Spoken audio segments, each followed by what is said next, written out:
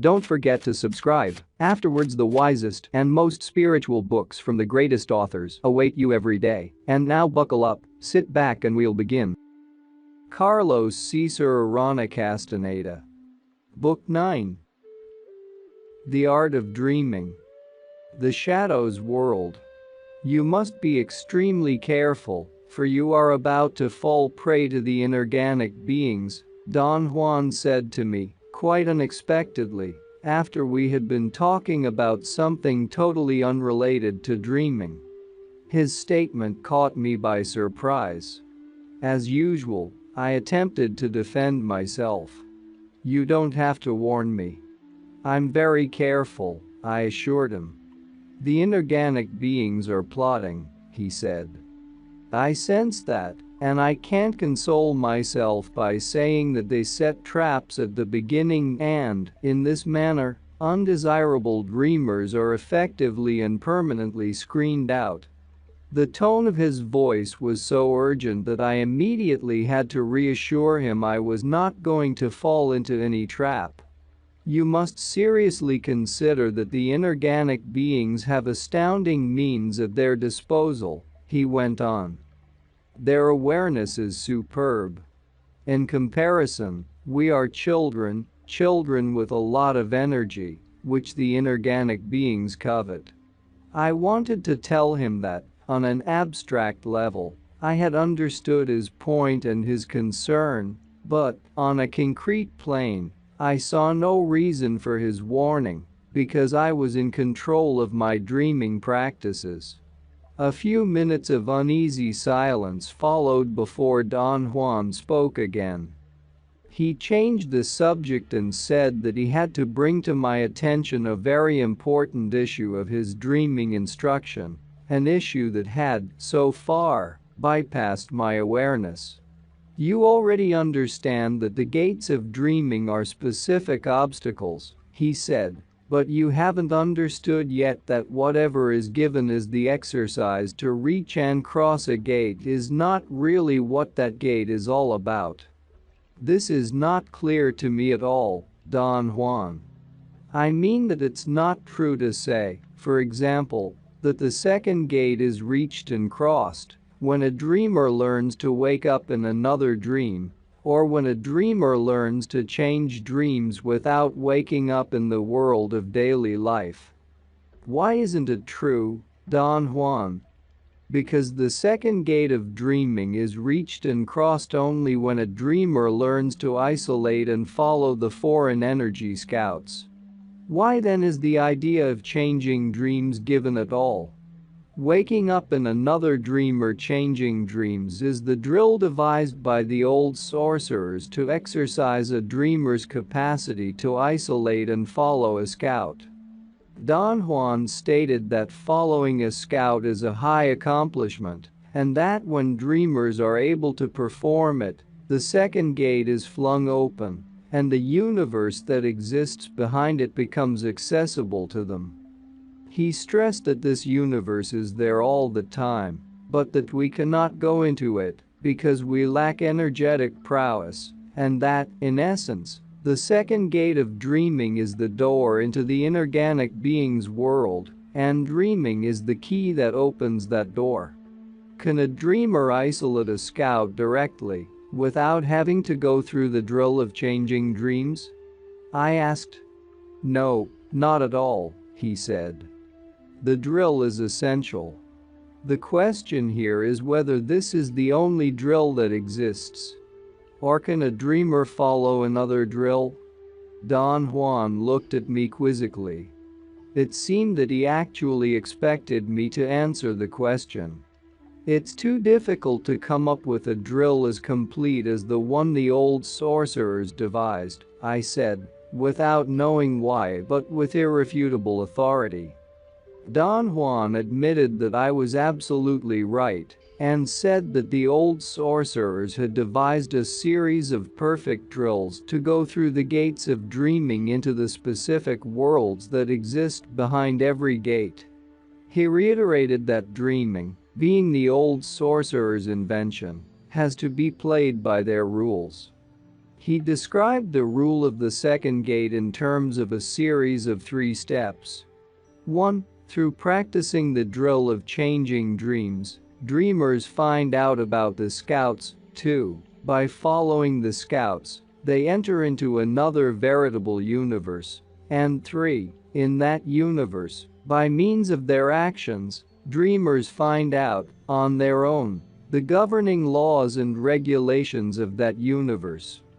Don Juan said that in my dealings with the inorganic beings, I had followed the rule so well that he feared devastating consequences. He thought that the unavoidable reaction on the part of the inorganic beings was going to be an attempt to keep me in their world. "Don't you think that you are exaggerating, Don Juan?" I asked. I could not believe that the picture was as bleak as he was painting it. "I am not exaggerating at all," he said, in a dry, serious tone. "You'll see. The inorganic beings don't let anyone go, not without a real fight. But what makes you think they want me? They've already shown you too many things. Do you really believe that they are going to all this trouble just to entertain themselves?" Don Juan laughed at his own remark. I did not find him amusing. A strange fear made me ask him whether he thought I should interrupt or even discontinue my dreaming practices. "You have to continue your dreaming until you have gone through the universe behind the second gate," he said. "I mean that you alone must either accept or reject the lure of the inorganic beings. That is why I remain aloof and hardly ever comment on your dreaming practices." I confessed to him that I had been at a loss to explain why he was so generous in elucidating other aspects of his knowledge and so miserly with dreaming. "I was forced to teach you dreaming," he said, "only because that is the pattern set out by the old sorcerers. The path of dreaming is filled with pitfalls, and to avoid those pitfalls or to fall into them is the personal and individual affair of each dreamer, and I may add that it is a final affair." "Are those pitfalls the result of succumbing to adulation or to promises of power?" I asked. "Not only succumbing to those, but succumbing to anything offered by the inorganic beings. There is no way for sorcerers to accept anything offered by them beyond a certain point. And what is that certain point, Don Juan? That point depends on us as individuals. The challenge is for each of us to take only what is needed from that world, nothing more. To know what's needed is the virtuosity of sorcerers, but to take only what's needed is their highest accomplishment. To fail to understand this simple rule is the surest way of plummeting into a pitfall. What happens if you fall, Don Juan? If you fall, you pay the price, and the price depends on the circumstances and the depth of the fall. But there is really no way of talking about an eventuality of this sort, because we are not facing a problem of punishment. Energetic currents are at stake here, energetic currents which create circumstances that are more dreadful than death. Everything in the sorcerer's path is a matter of life or death, but in the path of dreaming this matter is enhanced 100-fold. I reassured Don Juan that I always exercised the utmost care in my dreaming practices, and that I was extremely disciplined and conscientious. "I know that you are," he said. "But I want you to be even more disciplined and handle everything related to dreaming with kid gloves. Be, above all, vigilant. I can't foretell where the attack will come from. Are you seeing, as a seer, imminent danger for me, Don Juan? I have seen imminent danger for you since the day you walked in that mysterious city, the first time I helped you round up your energy body. But do you know specifically what I should do and what I should avoid?" "No, I don't." I only know that the universe behind the second gate is the closest to our own, and our own universe is pretty crafty and heartless. So the two can't be that different. I persisted in asking him to tell me what was in store for me. And he insisted that, as a sorcerer, he sensed a state of general danger, but that he could not be more specific. The universe of the inorganic beings is always ready to strike, he went on. But so is our own universe. That's why you have to go into their realm exactly as if you were venturing into a war zone. Do you mean, Don Juan, that dreamers always have to be afraid of that world? No. I don't mean that. Once a dreamer goes through the universe behind the second gate, or once a dreamer refuses to consider it as a viable option, there are no more headaches. Don Juan stated that only then are dreamers free to continue. I was not sure what he meant. He explained that the universe behind the second gate is so powerful and aggressive that it serves as a natural screen or a testing ground where dreamers are probed for their weaknesses. If they survive the tests, they can proceed to the next gate. If they do not, they remain forever trapped in that universe.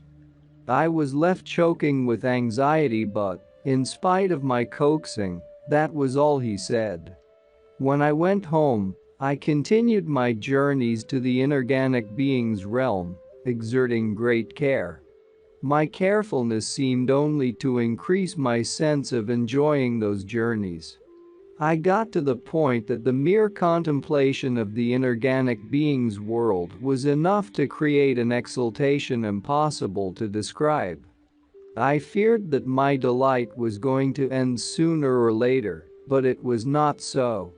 Something unexpected made it even more intense.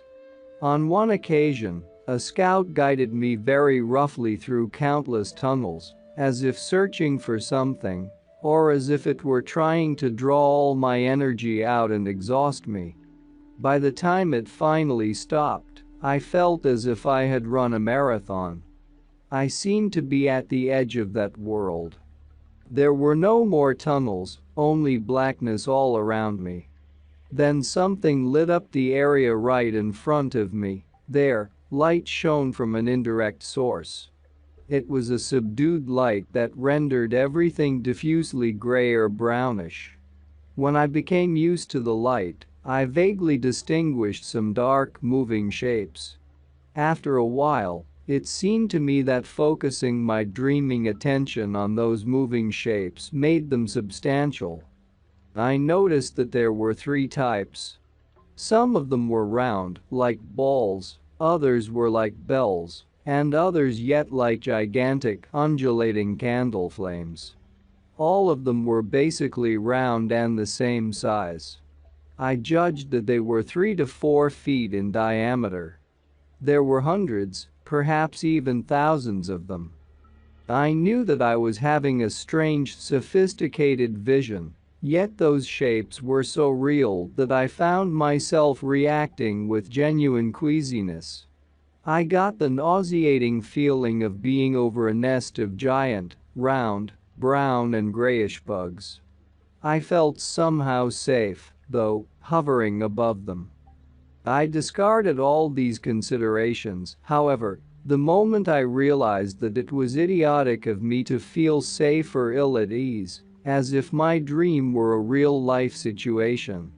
However, as I observed those bug-like shapes squirm, I became very disturbed at the idea that they were about to touch me.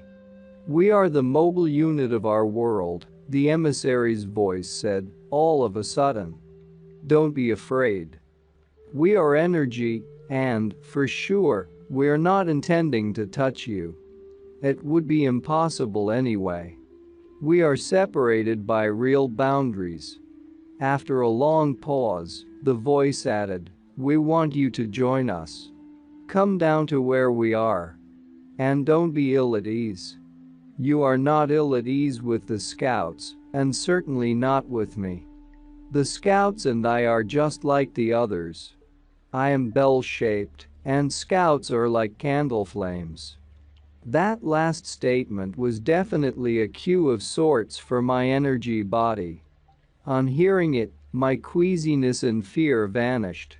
I descended to their level, and the balls and bells and candle flames surrounded me. They came so close to me that they would have touched me had I had a physical body. Instead, we went through one another, like encapsulated air puffs. I had, at that point, an unbelievable sensation.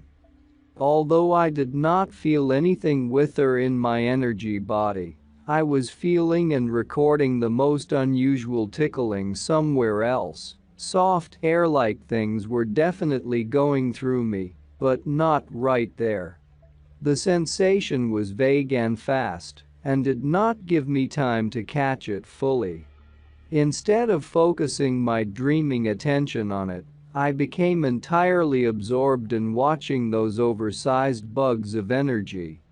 At the level where we were, it seemed to me that there was a commonality between the shadow entities and myself. Size. Perhaps it was because I judged them to be the same size as my energy body that I felt almost cozy with them. On examining them, I concluded that I did not mind them at all. They were impersonal, cold, detached, and I liked that immensely. I wondered for an instant whether my disliking them one minute and liking them the next was a natural consequence of dreaming or a product of some energetic influence those entities were exerting on me. "They are most likable," I said to the emissary, at the very moment I was overpowered by a wave of profound friendship or even affection for them. No sooner had I spoken my mind than the dark shapes scurried away, like bulky guinea pigs, leaving me alone in semi-darkness. "You projected too much feeling and scared them off," the emissary's voice said. "Feeling is too hard for them, and for me for that matter." The emissary actually laughed shyly. My dreaming session ended there. On awakening, my first reaction was to pack my bag to go to Mexico and see Don Juan. However, an unexpected development in my personal life made it impossible for me to travel, in spite of my frantic preparations to leave. The anxiety resulting from this setback interrupted my dreaming practices altogether. I did not engage my conscious volition to stop them. I had unwittingly put so much emphasis on this specific dream that I simply knew if I could not get to Don Juan, there was no point in continuing dreaming. After an interruption that lasted over half a year, I became more and more mystified by what had happened. I had no idea that my feelings alone were going to stop my practices. I wondered then if the desire would be sufficient to reinstate it. It was. Once I had formulated the thought of re-entering dreaming, my practices continued as if they had never been interrupted. The scout picked up where we had left off and took me directly to the vision I'd had during my last session. "This is the shadow's world," the emissary's voice said as soon as I was there. "But, even though we are shadows, we shed light. Not only are we mobile but we are the light in the tunnels. We are another kind of inorganic being that exists here. There are three kinds. One is like an immobile tunnel, the other is like a mobile shadow. We are the mobile shadows. The tunnels give us their energy, and we do their bidding." The emissary stopped talking. I felt it was daring me to ask about the third kind of inorganic being. I also felt that if I did not ask, the emissary would not tell me. "What's the third kind of inorganic being?" I said. The emissary coughed and chuckled. To me, it sounded like a trellished being asked. "Oh, that's our most mysterious feature," it said. The third kind is revealed to our visitors only when they choose to stay with us. Why is that so? I asked. Because it takes a great deal of energy to see them, the emissary answered. And we would have to provide that energy. I knew that the emissary was telling me the truth. I also knew that a horrendous danger was lurking. Yet I was driven by a curiosity without limits. I wanted to see that third kind. The emissary seemed to be aware of my mood. Would you like to see them? It asked casually.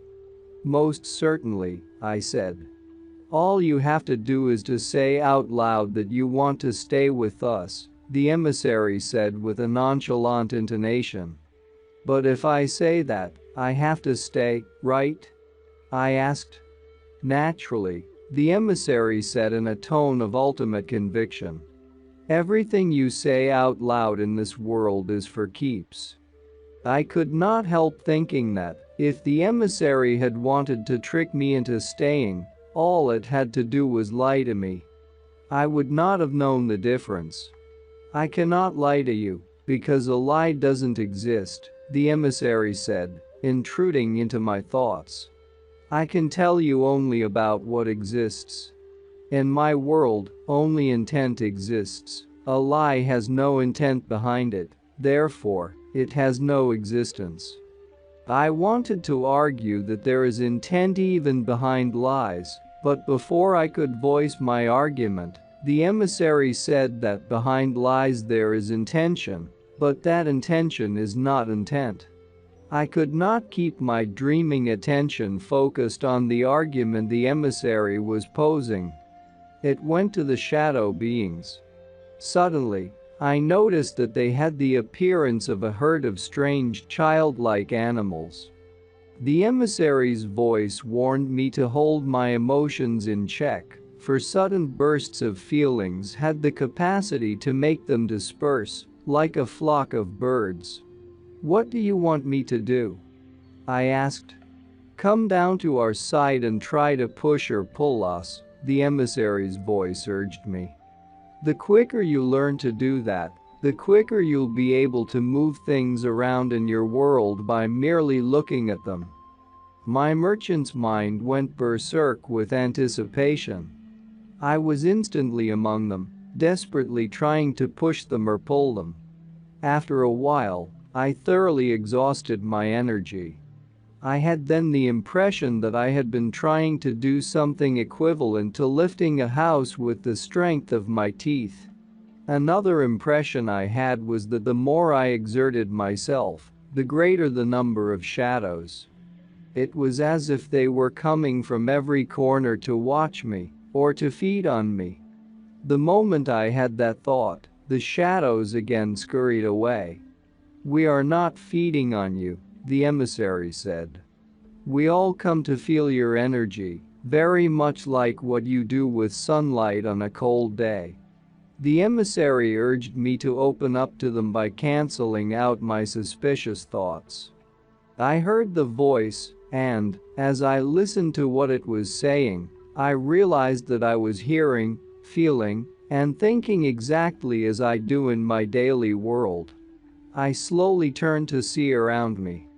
Taking the clarity of my perception as a gauge, I concluded that I was in a real world. The emissary's voice sounded in my ears. It said that for me the only difference between perceiving my world and perceiving theirs was that perceiving their world started and ended in the blink of an eye. Perceiving mine did not, because my awareness together with the awareness of an immense number of beings like me, who held my world in place with their intent was fixed on my world. The emissary added that perceiving my world started and ended the same way for the inorganic beings, in the blink of an eye, but perceiving their world did not, because there were immense numbers of them holding it in place with their intent. At that instant the scene started to dissolve. I was like a diver, and waking up from that world was like swimming up to reach the surface. In the following session, the emissary began its dialogue with me by restating that a totally coordinated and coactive relationship existed between mobile shadows and stationary tunnels. It finished its statement saying, "We can't exist without each other." "I understand what you mean," I said. There was a touch of scorn in the emissary's voice when it retorted that I could not possibly understand what it means to be related in that fashion, which was infinitely more than being dependent. I intended to ask the emissary to explain what it meant by that, but the next instant I was inside of what I can only describe as the very tissue of the tunnel. I saw some grotesquely merged, gland-like protuberances that emitted an opaque light. The thought crossed my mind that those were the same protuberances that had given me the impression of being like Braille. Considering that they were energy blobs 3 to 4 feet in diameter, I began to wonder about the actual size of those tunnels. "Size here is not like size in your world," the emissary said. "The energy of this world is a different kind of energy. Its features don't coincide with the features of the energy of your world, yet this world is as real as your own." The emissary went on to say that it had told me everything about the shadow beings when it described and explained the protuberances on the tunnel's walls. I retorted that I had heard the explanations, but I had not paid attention to them because I believed that they did not pertain directly to dreaming. "Everything here, in this realm, pertains directly to dreaming," the emissary stated. I wanted to think about the reason for my misjudgment, but my mind became blank. My dreaming attention was waning. I was having trouble focusing it on the world around me. I braced myself for waking up.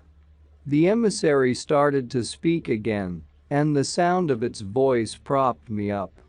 My dreaming attention perked up considerably. "Dreaming is the vehicle that brings dreamers to this world," the emissary said, "and everything sorcerers know about dreaming was taught to them by us. Our world is connected to yours by a door called dreams. We know how to go through that door, but men don't. They have to learn it." The emissary's voice went on explaining what it had already explained to me before. "The protuberances on the tunnel's walls are shadow beings," it said. "I am one of them.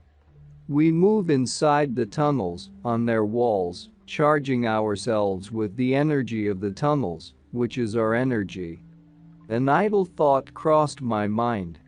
I was really incapable of conceiving a symbiotic relationship such as the one I was witnessing.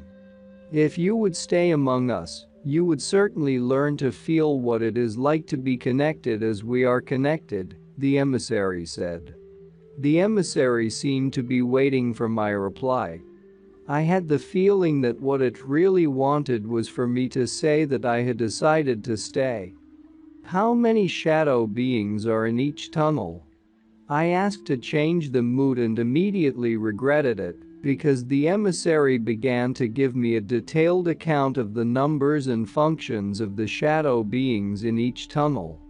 It said that each tunnel had a specific number of dependent entities, which performed specific functions, having to do with the needs and expectations of the supporting tunnels. I did not want the emissary to go into more detail. I reasoned that the less I knew about the tunnel and shadow beings, the better off I was. The instant I formulated that thought, the emissary stopped, and my energy body jerked as if it had been pulled by a cable. The next moment, I was fully awake, in my bed. From then on, I had no more fears that could have interrupted my practices. Another idea had begun to rule me. The idea that I had found unparalleled excitation. I could hardly wait every day to start dreaming and have the scout take me to the shadows world. The added attraction was that my visions of the shadows world became even more true to life than before. Judged by the subjective standards of orderly thoughts, orderly visual and auditory sensory input, orderly responses on my part, my experiences, for as long as they lasted, were as real as any situation in our daily world. Never had I had perceptual experiences in which the only difference between my visions and my everyday world was the speed with which my visions ended. One instant I was in a strange real world, and the next instant I was in my bed. I craved Don Juan's commentaries and explanations, but I was still marooned in Los Angeles. The more I considered my situation, the greater my anxiety. I even began to sense that something in the inorganic being's realm was brewing at tremendous speed. As my anxiety grew, my body entered into a state of profound fright, although my mind was ecstatic in the contemplation of the shadows world. To make things worse, the dreaming emissary's voice lapsed into my daily consciousness. One day while I was attending a class at the university, I heard the voice say, over and over, that any attempt on my part to end my dreaming practices would be deleterious to my total aims. It argued that warriors do not shy away from a challenge, and that I had no valid rationale for discontinuing my practices. I agreed with the emissary. I had no intention of stopping anything, and the voice was merely reaffirming what I felt. Not only did the emissary change, but a new scout appeared on the scene. On one occasion, before I had begun to examine the items of my dream, a scout literally jumped in front of me and aggressively captured my dreaming attention. The notable feature of this scout was that it did not need to go through any energetic metamorphosis. It was a blob of energy from the start. In the blink of an eye, the scout transported me, without my having to voice my intent to go with it, to another part of the inorganic being's realm. The world of the saber-toothed tigers. I have described in my other works glimpses of those visions. I say glimpses because I did not have sufficient energy then to render these perceived worlds comprehensible to my linear mind. My nightly visions of the saber-toothed tigers occurred regularly for a long time, until one night when the aggressive scout that had taken me for the first time to that realm suddenly appeared again. Without waiting for my consent, it took me to the tunnels. I heard the emissary's voice. It immediately went into the longest and most poignant sales pitch I had heard so far. It told me about the extraordinary advantages of the inorganic being's world. It spoke of acquiring knowledge that would definitely stagger the mind, and about acquiring it by the simplest act of staying in those marvelous tunnels. It spoke of incredible mobility, of endless time to find things, and, above all, of being pampered by cosmic servants that would cater to my slightest whims. Aware beings from the most unbelievable corners of the cosmos stay with us, the emissary said, ending its talk. And they love their stay with us. In fact, no one wants to leave. The thought that crossed my mind at that moment was that servitude was definitely antithetical to me. I had never been at ease with servants or with being served. The scout took over and made me glide through many tunnels. It came to a halt in a tunnel that seemed somehow larger than the others. My dreaming attention became riveted on die size and configuration of that tunnel, and it would have stayed glued there had I not been made to turn around. My dreaming attention focused then on a blob of energy a bit bigger than the shadow entities. It was blue, like the blue in the center of a candle's flame. I knew that this energy configuration was not a shadow entity and that it did not belong there. I became absorbed in sensing it. The scout signaled me to leave, but something was making me impervious to its cues. I remained uneasily where I was. However, the scout's signaling broke my concentration, and I lost sight of the blue shape. Suddenly, a considerable force made me spin around and put me squarely in front of the blue shape. As I gazed at it, it turned into the figure of a person. Very small, slender, delicate, almost transparent. I desperately attempted to determine whether it was a man or a woman, but, hard as I tried, I could not. My attempts to ask the emissary failed. It flew away quite abruptly, leaving me suspended in that tunnel, facing now an unknown person. I tried to talk to that person the way I talked to the emissary. I got no response. I felt a wave of frustration at not being able to break the barrier that separated us. Then I was besieged by the fear of being alone with someone who might have been an enemy. I had a variety of reactions triggered by the presence of that stranger. I even felt elation, because I knew that the scout had finally shown me another human being caught in that world. I only despaired at the possibility that we were not able to communicate, perhaps because that stranger was one of the sorcerers of antiquity and belonged to a time different from mine.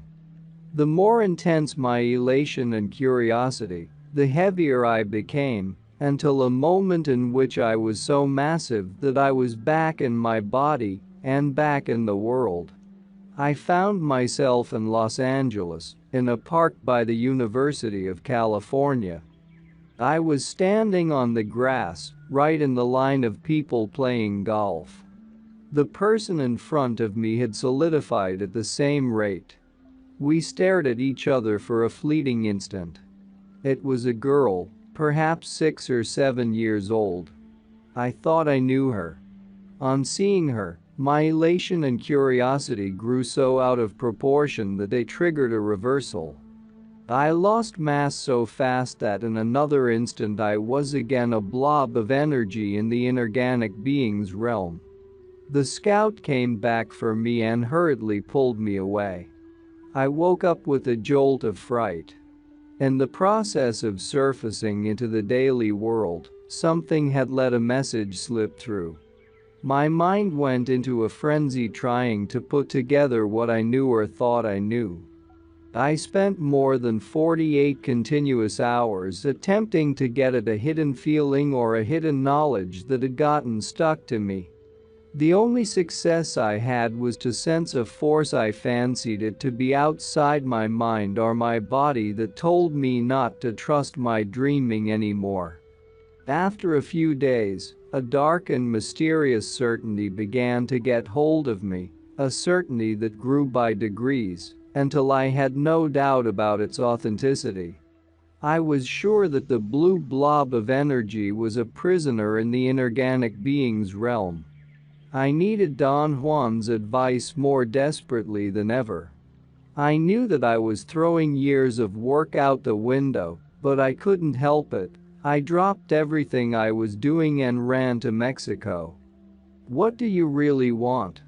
Don Juan asked me as a way to contain my hysterical babbling. I could not explain to him what I wanted because I did not know it myself. "Your problem must be very serious to make you run like this," Don Juan said with a pensive expression. "It is, in spite of the fact that I can't figure out what my problem really is," I said. He asked me to describe my dreaming practices in all the detail that was pertinent. I told him about my vision of the little girl and how it had affected me at an emotional level.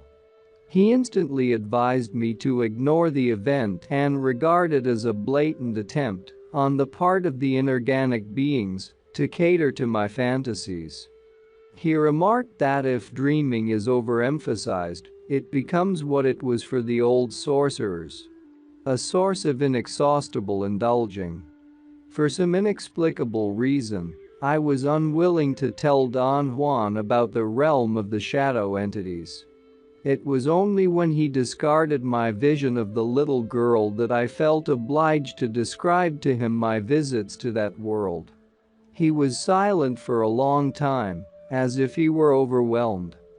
When he finally spoke, he said, "You are more alone than I thought, because I can't discuss your dreaming practices at all. You are at the position of the old sorcerers. All I can do is to repeat to you that you must exercise all the care you are able to muster up." "Why do you say that I am at the position of the old sorcerers? I've told you repeatedly that your mood is dangerously like the old sorcerers. They were very capable beings. Their flaw was that they took to the inorganic being's realm like fish take to the water. You are in the same boat. You know things about it that none of us can even conceive. For instance, I never knew about the Shadows world, neither did the Nagual Julian or the Nagual Elias, in spite of the fact that he spent a long time in the world of the inorganic beings. But what difference does knowing the Shadows world make? A great deal of difference. Dreamers are taken there only when the inorganic beings are sure the dreamers are going to stay in that world. We know this through the old sorcerers' stories. I assure you, Don Juan, that I have no intention whatsoever of staying there. You talk as if I am just about to be lured by promises of service or promises of power. I am not interested in either, and that's that. At this level, it isn't that easy anymore. You've gone beyond the point where you could simply quit. Besides, you had the misfortune of being singled out by a watery inorganic being. Remember how you tumbled with it? And how it felt? I told you then that watery inorganic beings are the most annoying. They are dependent and possessive, and once they sink their hooks, they never give up. And what does that mean in my case, Don Juan? It means real trouble. The specific inorganic being who's running the show is the one you grabbed that fatal day. Over the years, it has grown familiar with you. It knows you intimately. I sincerely remarked to Don Juan that the mere idea that an inorganic being knew me intimately made me sick to my stomach. When dreamers realize that the inorganic beings have no appeal, he said, it is usually too late for them, because by then the inorganic beings have them in the bag. I felt in the depths of me that he was talking abstractly about dangers that might exist theoretically but not in practice. I was secretly convinced there was no danger of any sort. I am not going to allow the inorganic beings to lure me in any way, if that's what you're thinking, I said. I am thinking that they are going to trick you, he said. Like they tricked the Nagual Rosendo. They are going to set you up, and you won't see the trap or even suspect it. They are smooth operators. Now they have even invented a little girl. But there is no doubt in my mind that the little girl exists, I insisted. There is no little girl, he snapped. That bluish blob of energy is a scout. An explorer caught in the inorganic being's realm. I've said to you that the inorganic beings are like fishermen. They attract and catch awareness. Don Juan said that he believed, without a doubt, that the bluish blob of energy was from a dimension entirely different from ours, a scout that got stranded and caught like a fly in a spider's web. I did not appreciate his analogy. It worried me to the point of physical discomfort. I did mention this to Don Juan, and he told me that my concern with the prisoner scout was making him feel very close to despair. Why does this bother you? I asked. "Something is brewing in that confounded world," he said. "And I can't figure out what it is." While I remained with Don Juan and his companions, I did not dream at all about the inorganic being's world. As usual, my practice was to focus my dreaming attention on the items of my dreams and to change dreams.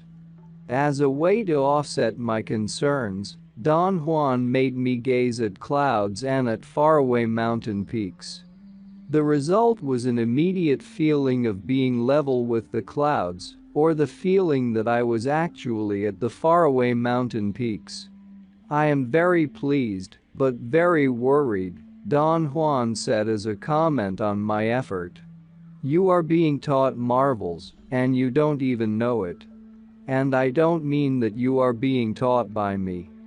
You are talking about the inorganic beings, true?" "Yes, the inorganic beings. I recommend that you don't gaze at anything." Gazing was the old sorcerer's technique. They were able to get to their energy bodies in the blink of an eye, simply by gazing at objects of their predilection. A very impressive technique, but useless to modern sorcerers. It does nothing to increase our sobriety or our capacity to seek freedom. All it does is pin us down to concreteness, a most undesirable state. Don Juan added that, unless I kept myself in check, by the time I had merged the second attention with the attention of my everyday life, I was going to be an insufferable man. There was, he said, a dangerous gap between my mobility in the second attention and my insistence on immobility in my awareness of the daily world. He remarked that the gap between the two was so great that in my daily state I was nearly an idiot, and in the second attention I was a lunatic.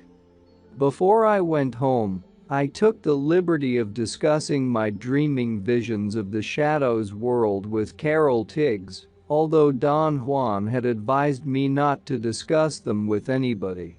She was most understanding and most interested, since she was my total counterpart.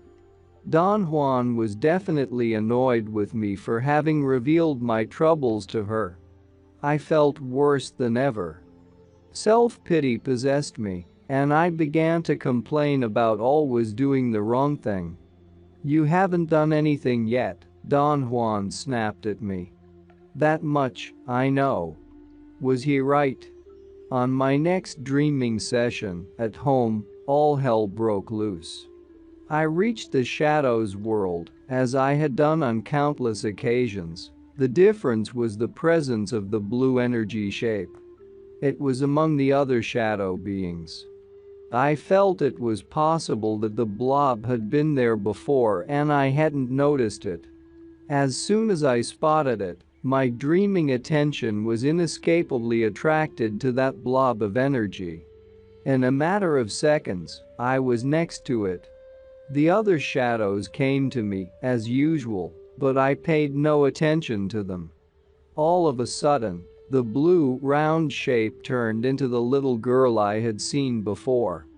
She craned her thin, delicate, long neck to one side and said in a barely audible whisper, "Help me." Either she said that or I fantasized that she said it. The result was the same. I stood frozen, galvanized by genuine concern. I experienced a chill, but not in my energy mass. I felt a chill in another part of me. This was the first time I was completely aware that my experience was thoroughly separate from my sensorial feelings. I was experiencing the shadows world, with all the implications of what I normally consider experiencing. I was able to think, to assess, to make decisions. I had psychological continuity. In other words, I was myself. The only part of me that was missing was my sensorial self. I had no bodily sensations. All my input came through seeing and hearing.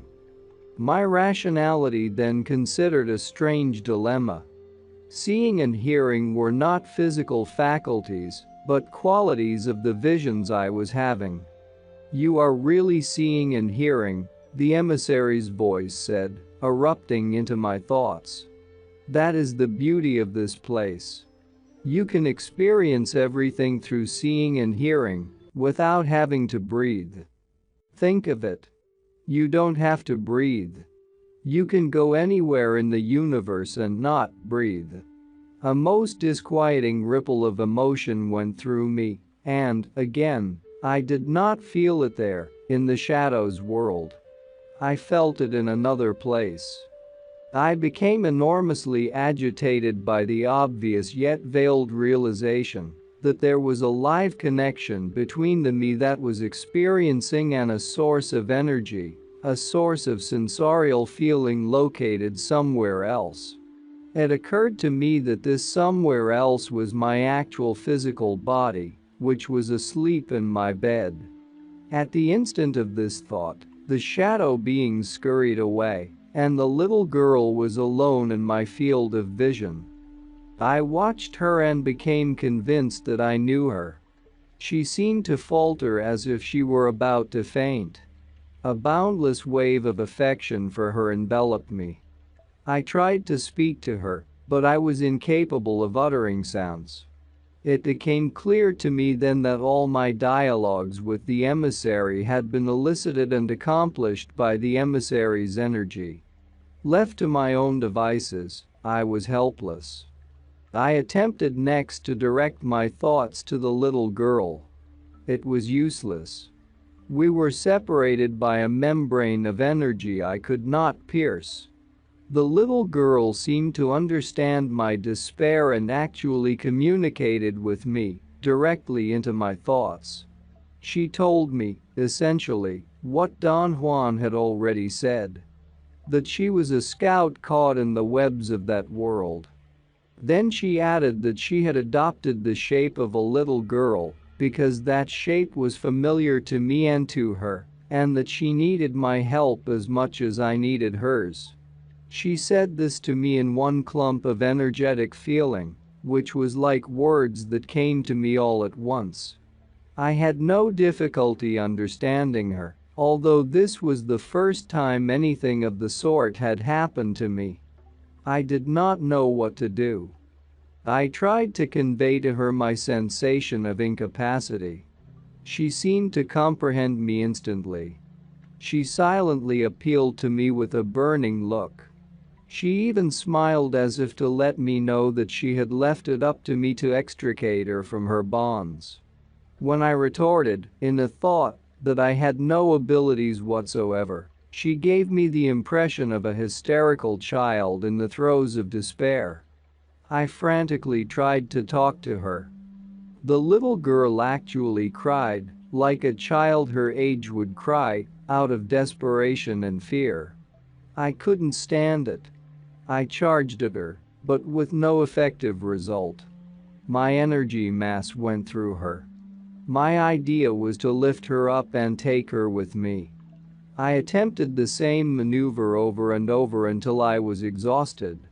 I stopped to consider my next move. I was afraid that my dreaming attention was going to wane, and then I would lose sight of her. I doubted that the inorganic beings would bring me back to that specific part of their realm. It seemed to me that this was going to be my last visit to them. The visit that counted. Then I did something unthinkable. Before my dreaming attention vanished, I yelled loud and clear my intent to merge my energy with the energy of that prisoner scout and set it free. The Blue Scout. I was dreaming an utterly nonsensical dream. Carol Tiggs was by my side. She was speaking to me, although I could not understand what she said. Don Juan was also in my dream, as were all the members of his party. They seemed to be trying to drag me out of a foggy, yellowish world. After a serious effort, during which I lost and regained sight of them various times, they succeeded in extricating me from that place.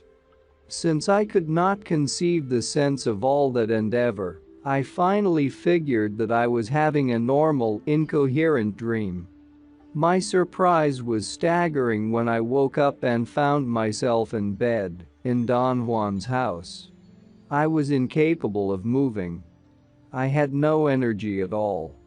I did not know what to think, although I immediately sensed the gravity of my situation. I had the vague feeling that I had lost my energy because of fatigue caused by dreaming. Don Juan's companions seemed to be extremely affected by whatever was happening to me. They kept on coming into my room, one at a time. Each stayed for a moment, in complete silence, until someone else showed up. It appeared to me that they were taking turns watching over me. I was too weak to ask them to explain their behavior. During the subsequent days, I began to feel better, and they started to talk to me about my dreaming. At first, I did not know what they wanted of me. Then it dawned on me, because of their questions, that they were obsessed with the shadow beings. Every one of them appeared to be scared and said to me more or less the same thing. They insisted that they had never been in the shadows world. Some of them even claimed that they did not know it existed. Their claims and reactions increased my sense of bewilderment and my fear. The questions everyone asked were, "Who took you into that world?" Or "How did you even begin to know how to get there?" When I told them that the scouts had shown me that world, they could not believe me. Obviously, they had surmised that I had been there, but since it was not possible for them to use their personal experience as a reference point, they were unable to fathom what I was saying. Yet they still wanted to know all I could tell them about the shadow beings and their realm. I obliged them. All of them, with the exception of Don Juan, sat by my bed, hanging on every word I said. However, every time I asked them about my situation, they scurried away, just like the shadow beings. Another disturbing reaction, which they never had before, was that they frantically avoided any physical contact with me. They kept their distance, as if I were carrying the plague. Their reaction worried me so much that I felt obliged to ask them about it. They denied it. They seemed insulted and even went so far as to insist on proving to me that I was wrong. I laughed heartily at the tense situation that ensued. Their bodies went rigid every time they tried to embrace me. Florinda Grau, Don Juan's closest cohort, was the only member of his party who lavished physical attention on me and tried to explain to me what was going on. She told me that I had been discharged of energy in the inorganic being's world and charged again, but that my new energetic charge was a bit disturbing to the majority of them. Florinda used to put me to bed every night, as if I were an invalid. She even spoke to me in baby talk, which all of them celebrated with gales of laughter. But regardless of how she made fun of me, I appreciated her concern, which seemed to be real. I have written about Florinda before in connection with my meeting her. She was by far the most beautiful woman I had ever met. Once I said to her, and I really meant it, that she could have been a fashion magazine model. Of a magazine of 1910, she retorted. Florinda, although she was old, was not old at all. She was young and vibrant. When I asked Don Juan about her unusual youthfulness, he replied that sorcery kept her in a vital state. Sorcerer's energy, he remarked, was seen by the eye as youth and vigor. After satisfying their initial curiosity about the shadows world, Don Juan's companions stopped coming into my room, and their conversation remained at the level of casual inquiries about my health. Every time I tried to get up, however, There was someone around who gently put me back to bed. I did not want their ministrations, yet it seemed that I needed them. I was weak. I accepted that. But what really took its toll on me was not having anyone explain to me what I was doing in Mexico when I had gone to bed to dream in Los Angeles. I asked them repeatedly. Every one of them gave me the same answer, ask the Nagual. He's the only one who can explain it. Finally, Florinda broke the ice. You were lured into a trap, that's what happened to you, she said. Where was I lured into a trap? In the world of the inorganic beings, of course. That has been the world you've been dealing with for years. Isn't that so? Most definitely, Florinda. But can you tell me about the kind of trap it was? Not really. All I can tell you is that you lost all your energy there. But you fought it very well. Why am I sick, Florinda? You are not sick with an illness, you were energetically wounded. You were critical, but now you are only gravely wounded. How did all this happen?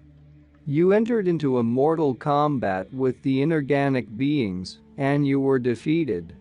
I don't remember fighting anyone, Florinda. Whether you remember or not is immaterial. You fought and were outclassed. You didn't have a chance against those masterful manipulators. I fought the inorganic beings? Yes. You had a mortal encounter with them. I really don't know how you have survived their death blow.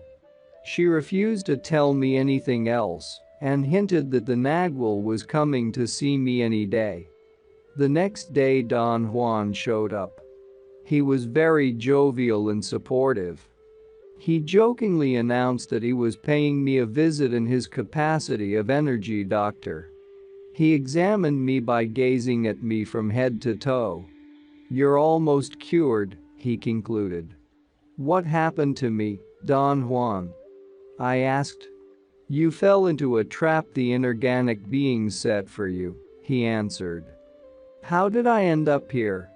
Right there is the big mystery, for sure, he said and smiled jovially, obviously trying to make light of a serious matter.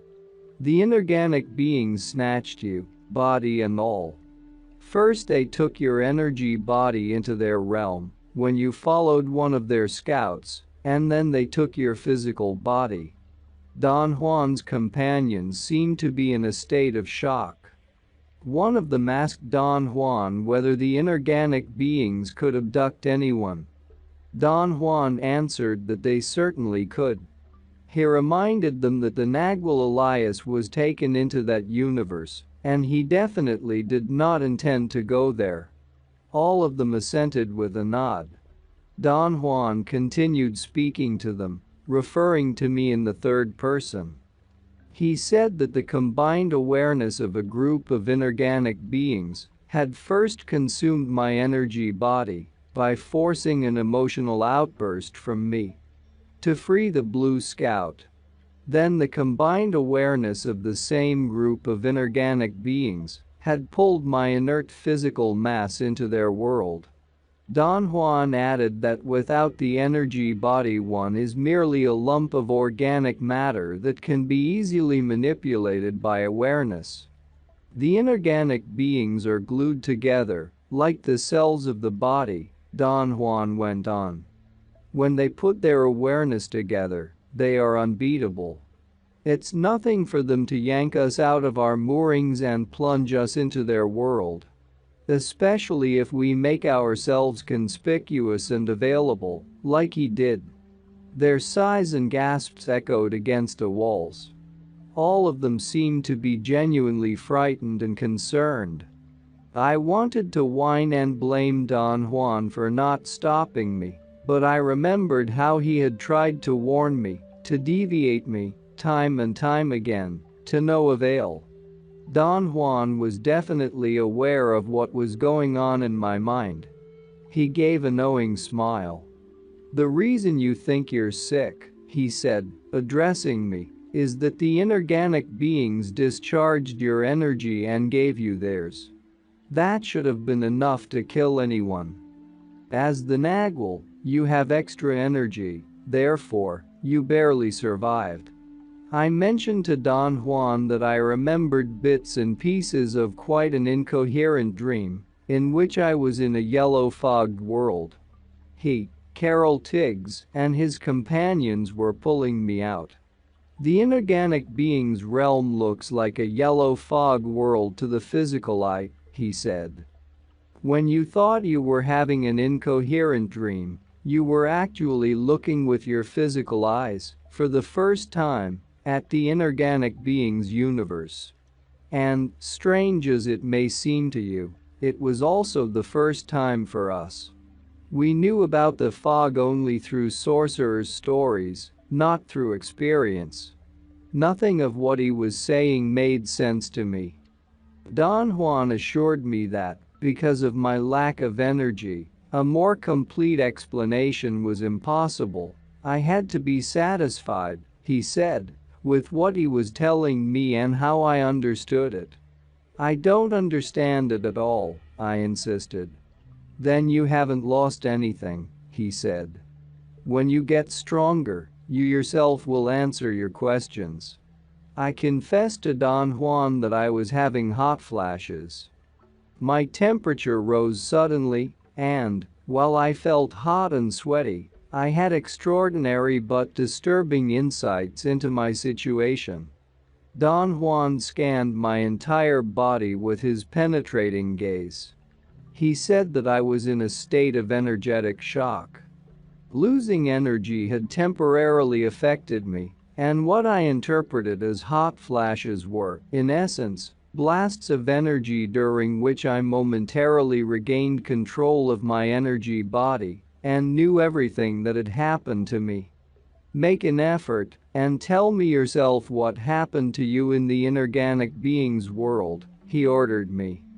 I told him that the clear sensation I got, from time to time, was that he and his companions had gone into that world with their physical bodies and had snatched me out of the inorganic being's clutches. Right? He exclaimed. You're doing fine. Now, turn that sensation into a view of what happened. I was unable to do what he wanted, hard as I tried. Failing made me experience an unusual fatigue, which seemed to dry up the inside of my body.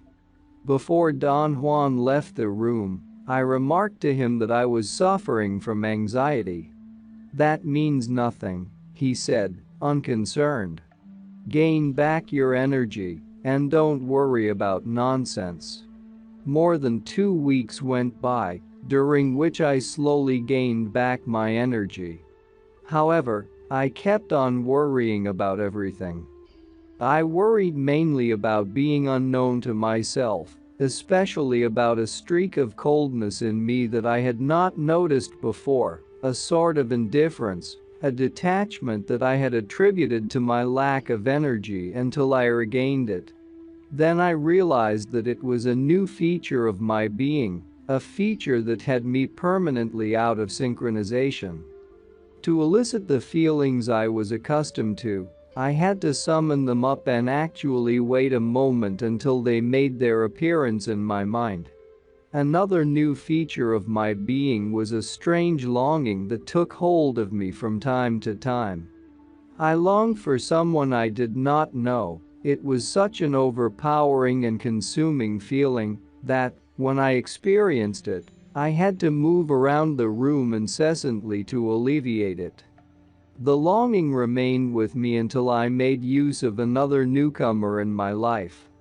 A rigid control of myself, so new and powerful that it only added more fuel to my worrying.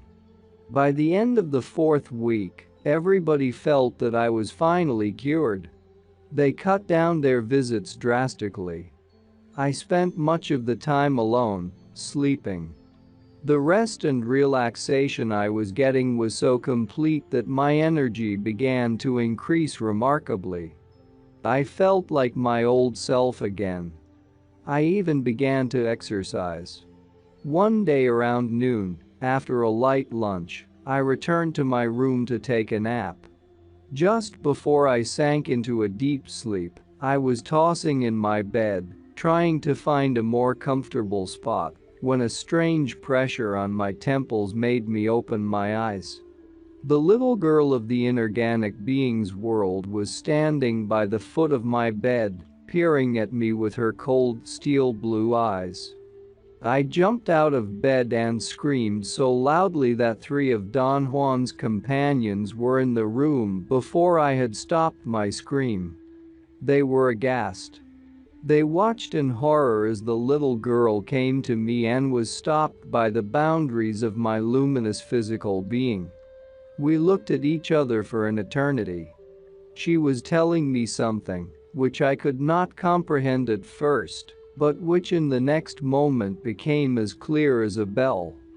She said that for me to understand what she was saying, my awareness had to be transferred from my physical body into my energy body.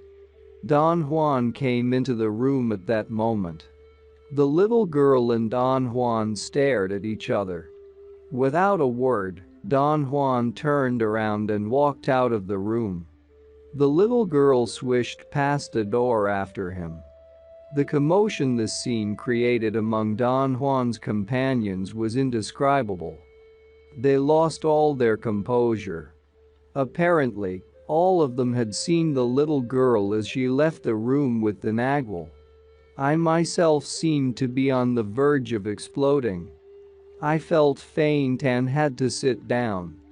I had experienced a presence of the little girl as a blow on my solar plexus. She bore an astonishing likeness to my father. Waves of sentiment hit me. I wondered about the meaning of this until I was actually sick.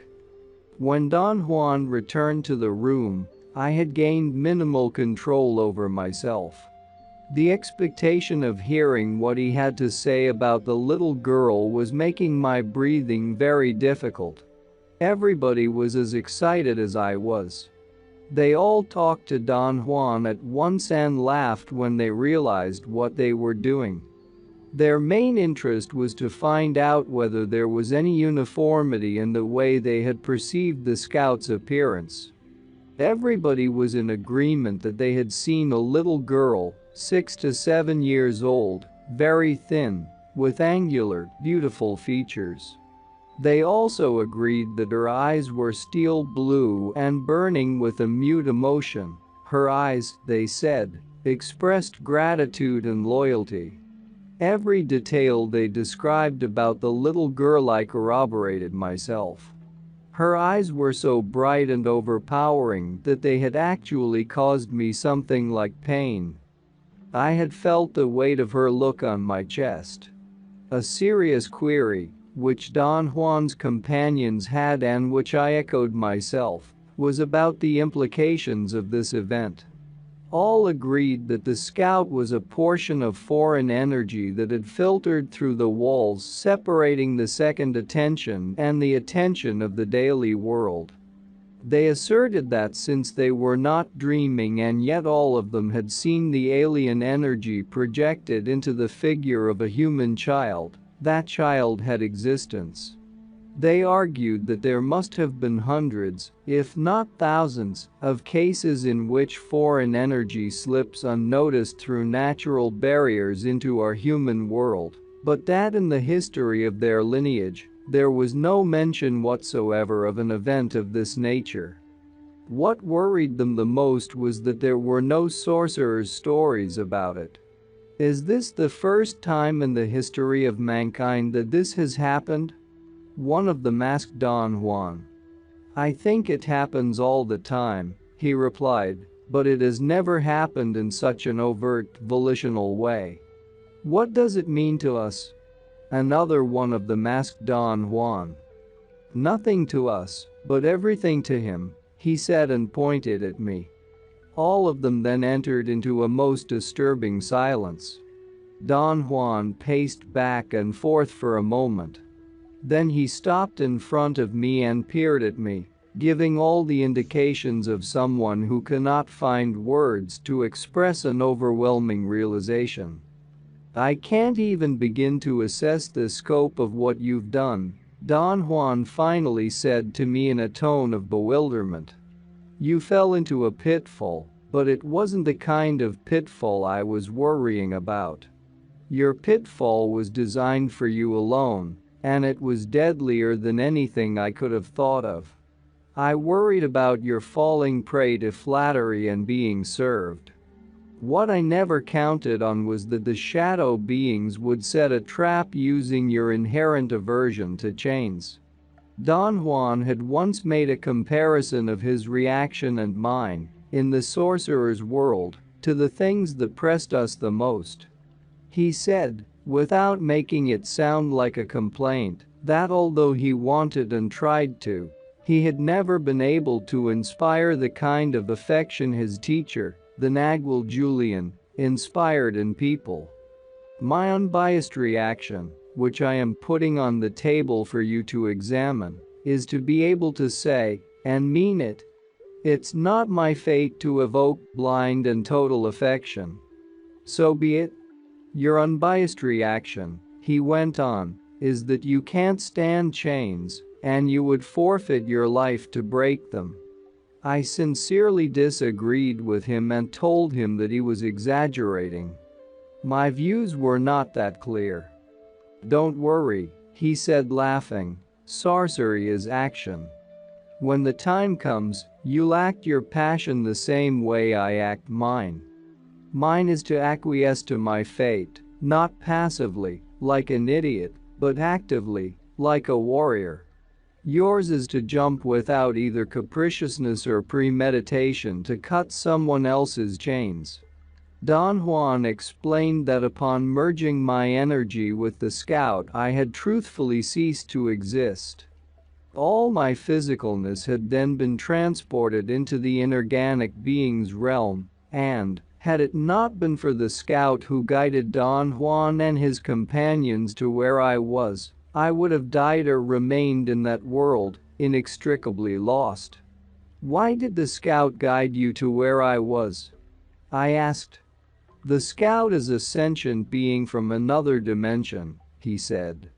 It's a little girl now, and as such she told me that in order to get the necessary energy to break the barrier that had trapped her in the inorganic being's world, she had to take all of yours. That's her human part now. Something resembling gratitude drove her to me. When I saw her, I knew instantly that you were done for. What did you do then, Don Juan? I rounded up everyone I could get hold of, especially Carol Tiggs, and off we went into the inorganic being's realm. Why Carol Tiggs? In the first place, because she has endless energy, and, in the second place, because she had to familiarize herself with the scout. All of us got something invaluable out of this experience. You and Carol Tiggs got the scout. And the rest of us got a reason to round up our physicality and place it on our energy bodies. We became energy. How did all of you do that, Don Juan? We displaced our assemblage points, in unison. Our impeccable intent to save you did the work. The scout took us, in the blink of an eye, to where you were lying, half dead, and Carol dragged you out. His explanation made no sense to me. Don Juan laughed when I tried to raise that point. How can you understand this when you don't even have enough energy to get out of your bed? He retorted. I confided to him that I was certain I knew infinitely more than I rationally admitted, but that something was keeping a tight lid on my memory. Lack of energy is what has put a tight lid on your memory, he said. When you have sufficient energy, your memory will work fine. Do you mean that I can remember everything if I want to? Not quite. You may want as much as you like, but if your energy level is not on a par with the importance of what you know, you might as well kiss your knowledge goodbye. It'll never be available to you. So what's the thing to do, Don Juan? Energy tends to be cumulative. If you follow the warrior's way impeccably, a moment will come when your memory opens up. I confess that hearing him talk gave me the absurd sensation that I was indulging in feeling sorry for myself, that there was nothing wrong with me. You are not just indulging, he said. You were actually energetically dead 4 weeks ago. Now you are merely stunned. Being stunned and lacking energy is what makes you hide your knowledge. You certainly know more than any of us about the inorganic being's world. That world was the exclusive concern of the old sorcerers. All of us have told you that only through sorcerers' stories do we know about it. I sincerely say that it is more than strange to me that you've become, in your own right, another source of sorcerers' stories for us. I reiterated that it was impossible for me to believe I had done something he had not. But I could not believe either that he was merely humoring me. I am not flattering or humoring you, he said, visibly annoyed. I am stating a sorcery fact. Knowing more than any of us about that world shouldn't be a reason for feeling pleased. There's no advantage in that knowledge. In fact, in spite of all you know, you couldn't save yourself. We saved you because we found you. But without the aid of the scout, there was no point in even trying to find you. You were so infinitely lost in that world that I shudder at the mere thought. In my state of mind, I did not find it strange in the least that I actually saw a ripple of emotion going through all of Don Juan's companions and apprentices. The only one who remained unaltered was Carol Tiggs. She seemed to have fully accepted her role. She was one with me. You did free the scout, Don Juan continued, but you gave up your life. Or, worse yet, you gave up your freedom. The inorganic beings let the scout go, in exchange for you. I can hardly believe that, Don Juan. Not that I doubt you, you understand, but you described such an underhanded maneuver that I am stunned. Don't consider it underhanded and you have the whole thing in a nutshell. The inorganic beings are forever in search of awareness and energy. If you supply them with the possibility of both, what do you think they'll do? Blow you kisses from across the street? I knew that Don Juan was right. However, I could not hold that certainty for too long. Clarity kept drifting away from me. Don Juan's companions continued asking him questions. They wanted to know if he had given any thought to what to do with the scout. Yes, I have. It is a most serious problem, which the Nagwal here has to resolve, he said, pointing at me. He and Carol Tiggs are the only ones who can free the scout. And he knows it too. Naturally, I asked him the only possible question: how can I free it?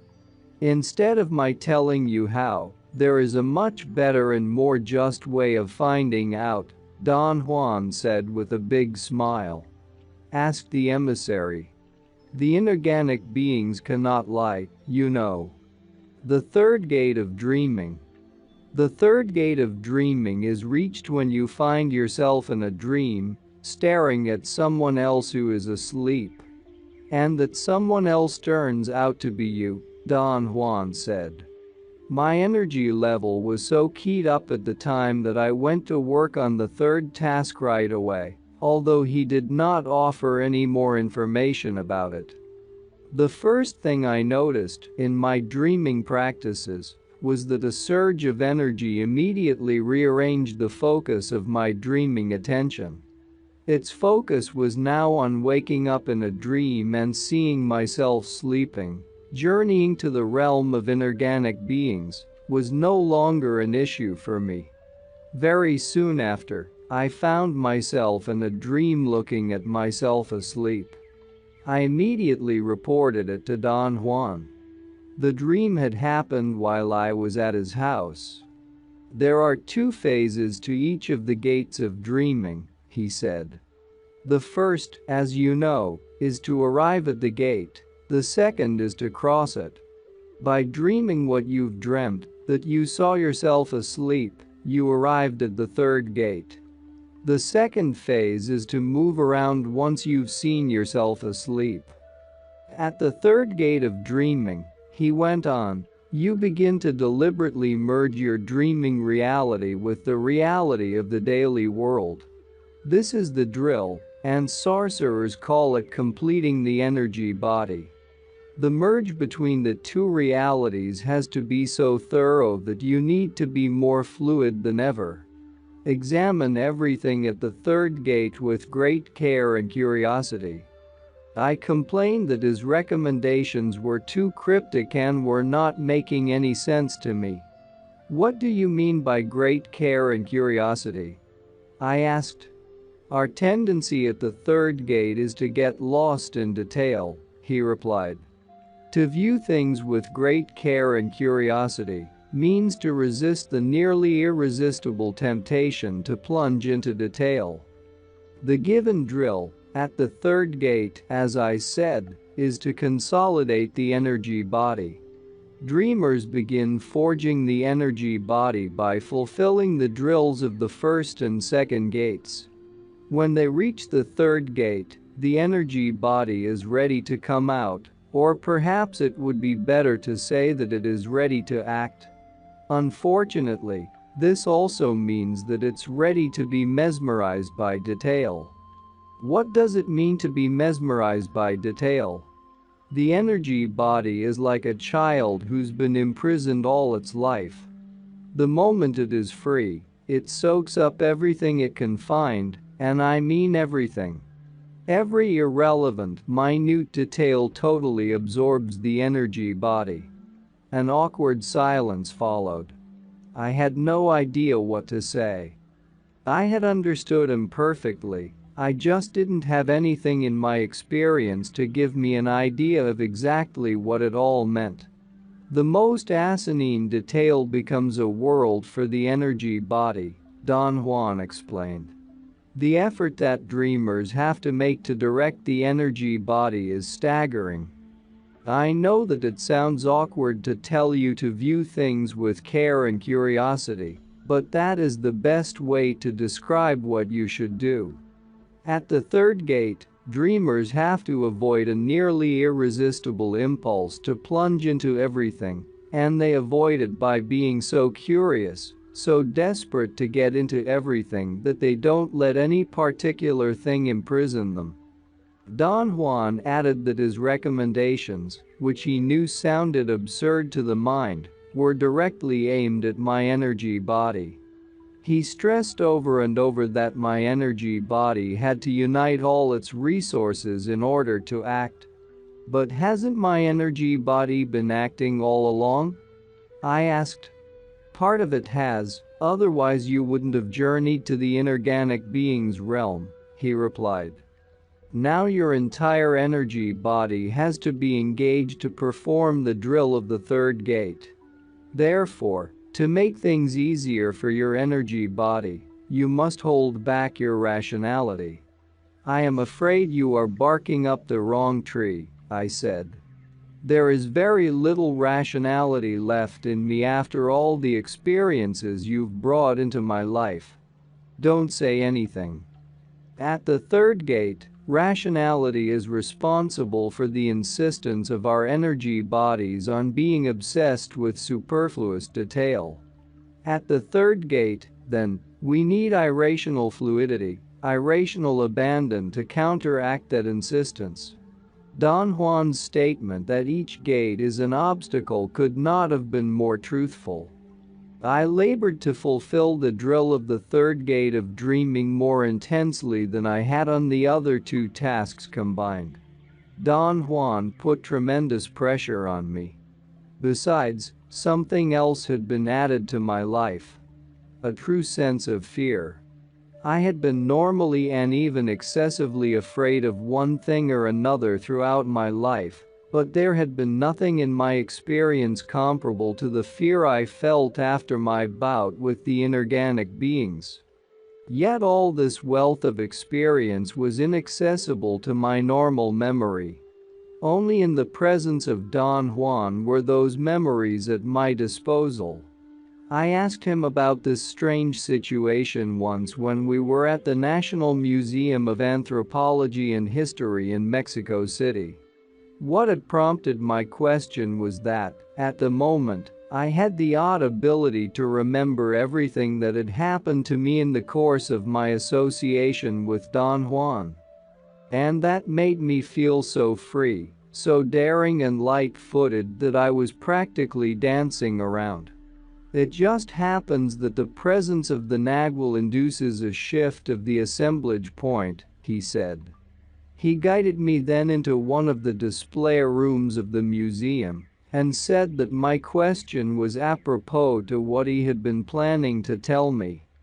My intention was to explain to you that the position of the assemblage point is like a vault where sorcerers keep their records, he said. I was tickled pink when your energy body felt my intent, and you asked me about it. The energy body knows immensities. Let me show you how much it knows. He instructed me to enter into total silence. He reminded me that I was already in a special state of awareness because my assemblage point had been made to shift by his presence. He assured me that entering into total silence was going to allow the sculptures in that room to make me see and hear inconceivable things. He added, apparently to increase my confusion, that some of the archaeological pieces in that room had the capacity to produce, by themselves, a shift of the assemblage point, and that if I reached a state of total silence, I would be actually witnessing scenes pertaining to the lives of the people who made those pieces. He then began the strangest tour of a museum I have ever taken. He went around the room, describing and interpreting astounding details of every one of the large pieces.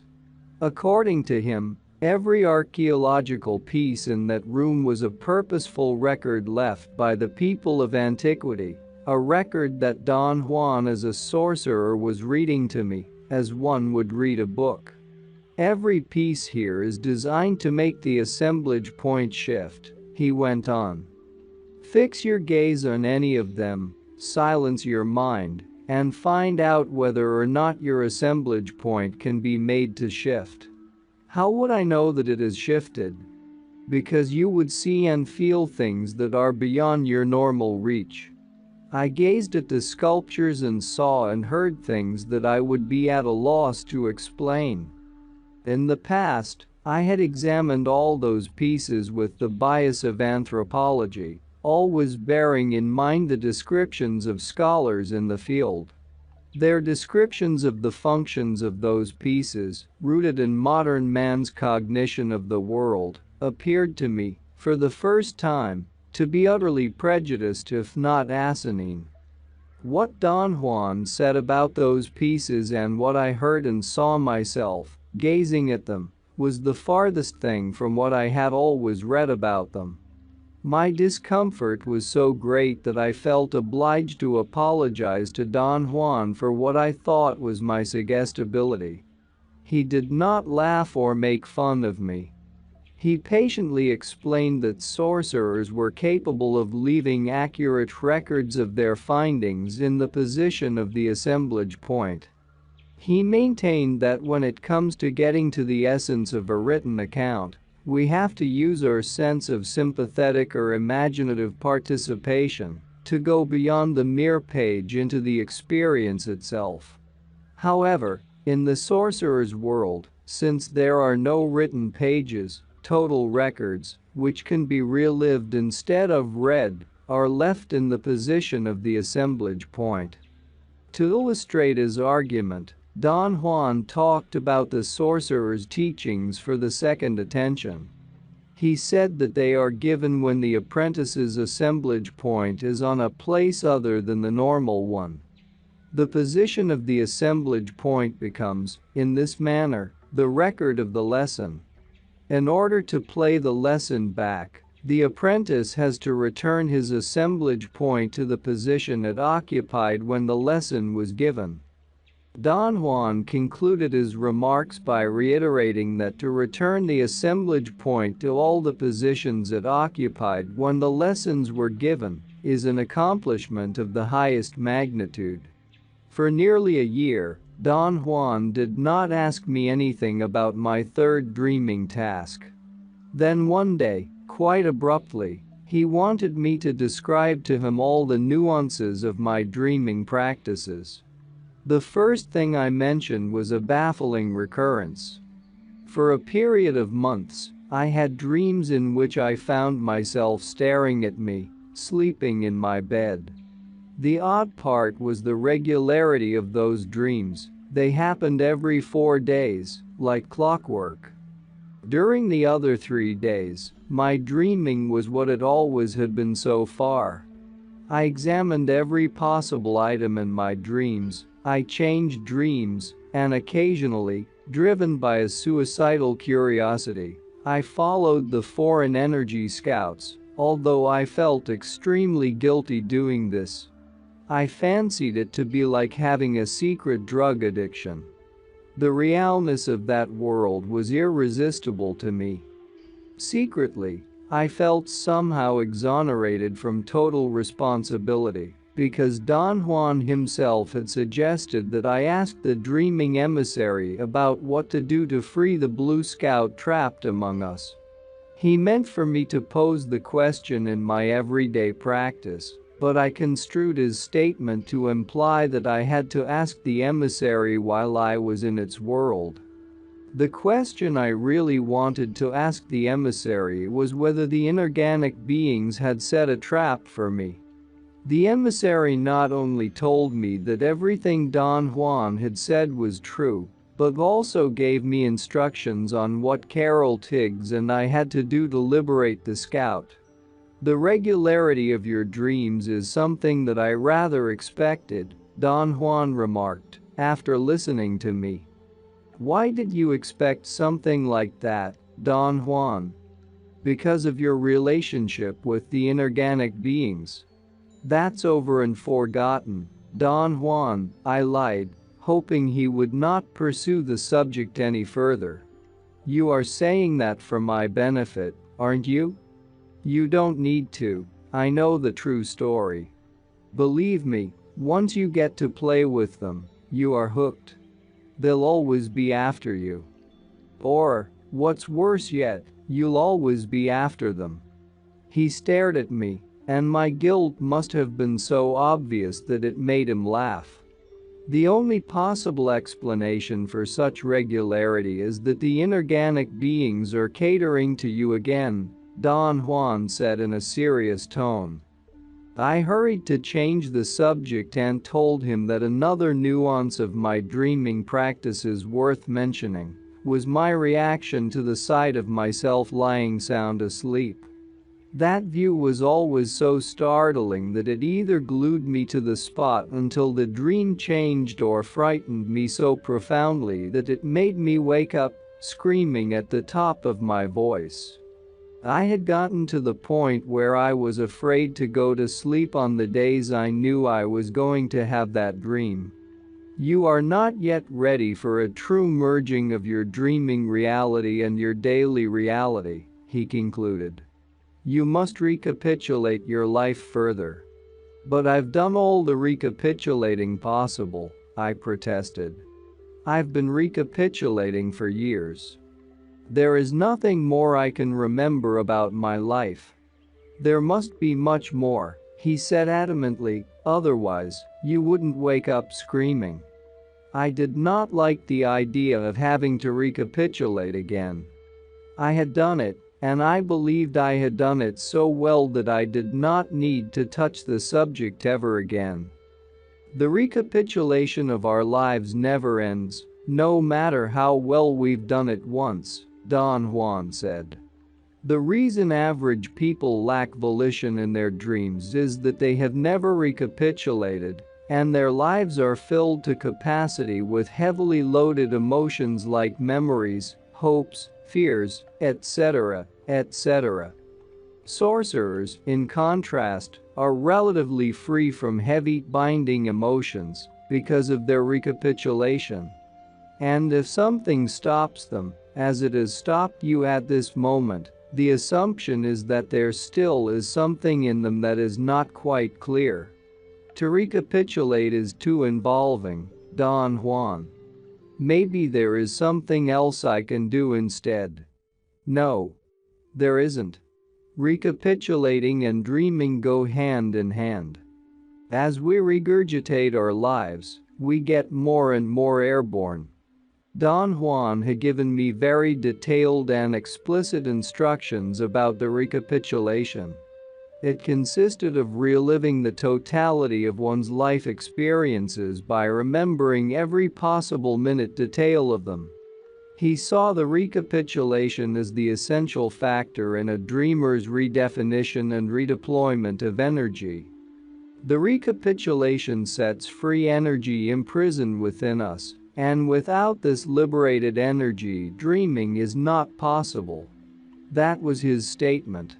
Years before, Don Juan had coached me to make a list of all the people I had met in my life, starting at the present.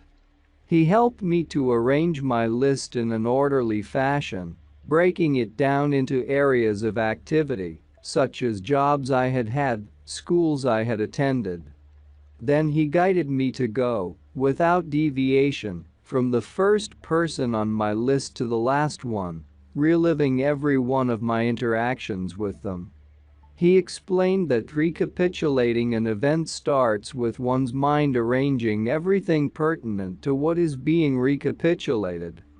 Arranging means reconstructing the event, piece by piece, starting by recollecting the physical details of the surroundings, then going to the person with whom one shared the interaction, and then going to oneself, to the examination of one's feelings. Don Juan taught me that the recapitulation is coupled with a natural, rhythmical breathing. Long exhalations are performed as the head moves gently and slowly from right to left, and long inhalations are taken as the head moves back from left to right. He called this act of moving the head from side to side, fanning the event. The mind examines the event from beginning to end while the body fans, on and on, everything the mind focuses on. Don Juan said that the sorcerers of antiquity, the inventors of the recapitulation, viewed breathing as a magical, life-giving act and used it, accordingly, as a magical vehicle, the exhalation, to eject the foreign energy left in them during the interaction being recapitulated, and the inhalation to pull back the energy that they themselves left behind during the interaction. Because of my academic training, I took the recapitulation to be the process of analyzing one's life. But Don Juan insisted that it was more involved than an intellectual psychoanalysis. He postulated the recapitulation as a sorcerer's ploy to induce a minute but steady displacement of the assemblage point. He said that the assemblage point, under the impact of reviewing past actions and feelings, goes back and forth between its present site and the site it occupied when the event being recapitulated took place. Don Juan stated that the old sorcerers' rationale behind the recapitulation was their conviction that there is an inconceivable dissolving force in the universe, which makes organisms live by lending them awareness. That force also makes organisms die, in order to extract the same lent awareness, which organisms have enhanced through their life experiences. Don Juan explained the old sorcerers' reasoning. They believed that since it is our life experience this force is after, it is of supreme importance that it can be satisfied with a facsimile of our life experience. The recapitulation.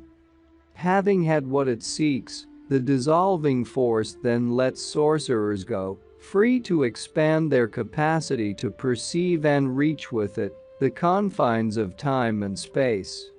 When I started again to recapitulate, it was a great surprise to me that my dreaming practices were automatically suspended the moment my recapitulation began. I asked Don Juan about this unwanted recess. "Dreaming requires every bit of our available energy," he replied. "If there is a deep preoccupation in our life, there is no possibility of dreaming." "But I have been deeply preoccupied before," I said, "and my practices were never interrupted." "It must be then that every time you thought you were preoccupied, you were only egomaniacally disturbed," he said, laughing. To be preoccupied, for sorcerers, means that all your energy sources are taken on. This is the first time you've engaged your energy sources in their totality. The rest of the time, even when you recapitulated before, you were not completely absorbed. Don Juan gave me this time a new recapitulation pattern. I was supposed to construct a jigsaw puzzle by recapitulating, without any apparent order, different events of my life. "But it's going to be a mess," I protested. "No, it won't be," he assured me. "It'll be a mess if you let your pettiness choose the events you are going to recapitulate. Instead, let the spirit decide. Be silent, and then get to the event the spirit points out." The results of that pattern of recapitulation were shocking to me on many levels. It was very impressive to find out that, whenever I silenced my mind, a seemingly independent force immediately plunged me into a most detailed memory of some event in my life. But it was even more impressive that a very orderly configuration resulted. What I thought was going to be chaotic turned out to be extremely effective. I asked Don Juan why he had not made me recapitulate in this manner from the start. He replied that there are two basic rounds to the recapitulation, that the first is called formality and rigidity, and the second fluidity. I had no inkling about how different my recapitulation was going to be this time. The ability to concentrate, which I had acquired by means of my dreaming practices, permitted me to examine my life at a depth I would never have imagined possible. It took me over a year to view and review all I could about my life experiences. At the end, I had to agree with Don Juan. There had been immensities of loaded emotions hidden so deeply inside me as to be virtually inaccessible. The result of my second recapitulation was a new, more relaxed attitude. The very day I returned to my dreaming practices, I dreamt I saw myself asleep. I turned around and daringly left my room, penuriously going down a flight of stairs to the street. I was elated with what I had done and reported it to Don Juan. My disappointment was enormous when he did not consider this dream part of my dreaming practices. He argued that I had not gone to the street with my energy body, because if I had I would have had a sensation other than walking down a flight of stairs. "What kind of sensation are you talking about, Don Juan?" I asked, with genuine curiosity.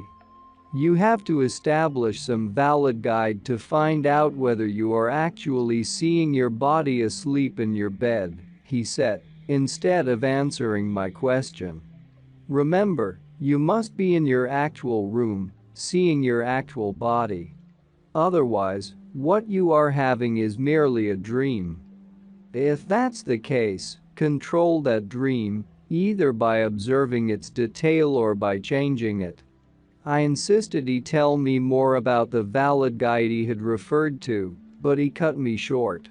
"Figure out a way to validate the fact that you are looking at yourself," he said. Do you have any suggestions as to what can be a valid guide? I insisted. Use your own judgment. We are coming to the end of our time together. You have to be on your own very soon. He changed the subject then, and I was left with a clear taste of my ineptitude. I was unable to figure out what he wanted or what he meant by a valid guide.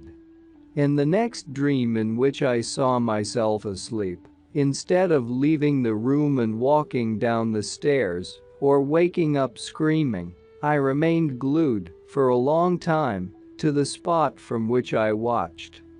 Without fretting or despairing, I observed the details of my dream. I noticed then that I was asleep wearing a white t-shirt that was ripped at the shoulder. I tried to come closer and examine the rip, but moving was beyond my capabilities. I felt a heaviness that seemed to be part of my very being. In fact, I was all weight. Not knowing what to do next, I instantly entered into a devastating confusion. I tried to change dreams, but some unaccustomed force kept me staring at my sleeping body. In the midst of my turmoil, I heard the dreaming emissary saying that not having control to move around was frightening me to the point that I might have to do another recapitulation. The emissary's voice and what it said did not surprise me at all. I had never felt so vividly and terrifyingly unable to move. I did not, however, give in to my terror.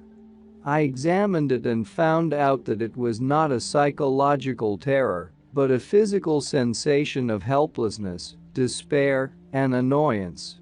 It bothered me beyond words that I was not capable of moving my limbs. My annoyance grew in proportion to my realization that something outside me had me brutally pinned down. The effort I made to move my arms or legs was so intense and single-minded that at one moment I actually saw one leg of my body, sleeping on the bed, flung out as if kicking. My awareness was then pulled into my inert, sleeping body, and I woke up with such a force that it took more than half an hour to calm myself down. My heart was beating almost erratically. I was shivering, and some of the muscles in my legs twitched uncontrollably.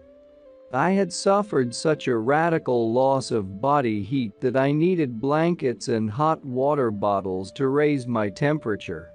Naturally, I went to Mexico to ask Don Juan's advice about the sensation of paralysis, and about the fact that I really had been wearing a ripped t-shirt, thus, I had indeed seen myself asleep. Besides, I was deadly afraid of hypothermia. He was reluctant to discuss my predicament. All I got out of him was a caustic remark. "You like drama," he said flatly. "Of course you really saw yourself asleep. The problem is that you got nervous, because your energy body has never been consciously in one piece before. If you ever get nervous and cold again, hold on to your dick. That will restore your body temperature in a jiffy and without any fuss." I felt a bit offended by his crassness. However, the advice proved effective. The next time I became frightened, I relaxed and returned to normal in a few minutes, doing what he had prescribed. In this manner, I discovered that if I did not fret and kept my annoyance in check, I did not panic. To remain controlled did not help me move, but it certainly gave me a deep sensation of peace and serenity. After months of useless efforts at walking, I sought Don Juan's comments once again, not so much for his advice this time, but because I wanted to concede defeat. I was up against an impassable barrier, and I knew with indisputable certainty that I had failed. "Dreamers have to be imaginative," Don Juan said with a malicious grin. "Imaginative you are not. I didn't warn you about having to use your imagination to move your energy body because I wanted to find out whether you could resolve the riddle by yourself. You didn't, and your friends didn't help you either. In the past, I had been driven to defend myself viciously whenever he accused me of lacking imagination. I thought I was imaginative, but having Don Juan as a teacher had taught me, the hard way, that I am not. Since I was not going to engage my energy in futile defenses of myself, I asked him instead, "What is this riddle you are talking about, Don Juan?" The riddle of how impossible and yet how easy it is to move the energy body. You are trying to move it as if you were in the daily world. We spend so much time and effort learning to walk that we believe our dreaming bodies should also walk. There is no reason why they should, except that walking is foremost in our minds. I marveled at the simplicity of the solution. I instantly knew that Don Juan was right. I had gotten stuck again at the level of interpretation.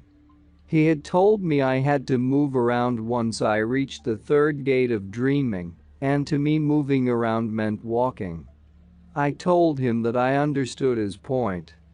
"It isn't my point," he curtly answered. "It's a sorcerer's point. Sorcerers say that at the third gate the entire energy body can move like energy moves. Fast and directly. Your energy body knows exactly how to move. It can move as it moves in the inorganic being's world. And this brings us to the other issue here," Don Juan added with an air of pensiveness. "Why didn't your inorganic being friends help you? Why do you call them my friends, Don Juan? They are like the classic friends who are not really thoughtful or kind to us, but not mean either. The friends who are just waiting for us to turn our backs so they can stab us there." I understood him completely and agreed with him 100%. "What makes me go there? Is it a suicidal tendency?" I asked him, more rhetorically than not. "You don't have any suicidal tendency," he said. "What you have is a total disbelief that you were near death.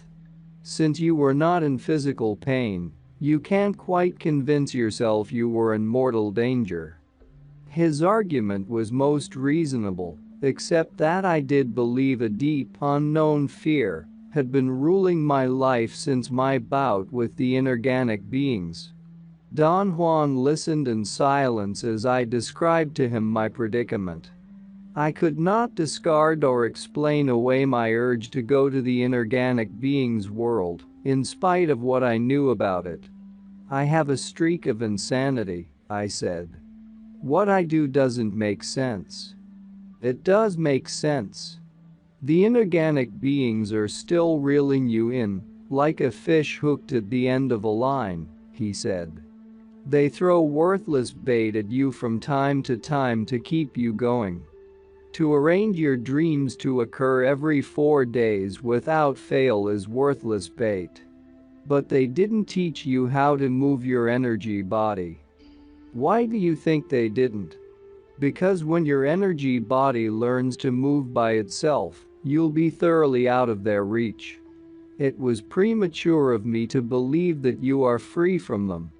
You are relatively but not completely free. They are still bidding for your awareness. I felt a chill in my back. He had touched a sore spot in me. "Tell me what to do, Don Juan, and I'll do it," I said. "Be impeccable. I have told you this dozens of times. To be impeccable means to put your life on the line in order to back up your decisions, and then to do quite a lot more than your best to realize those decisions. When you are not deciding anything, you are merely playing roulette with your life in a helter-skelter way." Don Juan ended our conversation, urging me to ponder what he had said. At the first opportunity I had, I put Don Juan's suggestion about moving my energy body to the test. When I found myself looking at my body asleep, instead of struggling to walk toward it, I simply willed myself to move closer to the bed. Instantly, I was nearly touching my body. I saw my face. In fact, I could see every pore in my skin. I cannot say that I liked what I saw. My view of my own body was too detailed to be aesthetically pleasing. Then something like a wind came into the room, totally disarranged everything, and erased my view. During subsequent dreams, I entirely corroborated that the only way the energy body can move is to glide or soar. I discussed this with Don Juan. He seemed unusually satisfied with what I had done, which certainly surprised me. I was accustomed to his cold reaction to anything I did in my dreaming practices. Your energy body is used to moving only when something pulls it, he said.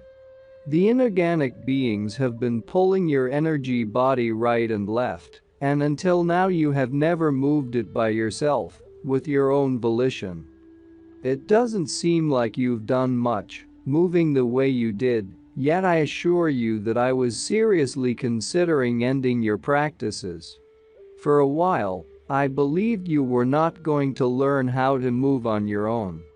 Were you considering ending my dreaming practices because I am slow? You're not slow. It takes sorcerers forever to learn to move the energy body. I was going to end your dreaming practices because I have no more time. There are other topics, more pressing than dreaming, on which you can use your energy.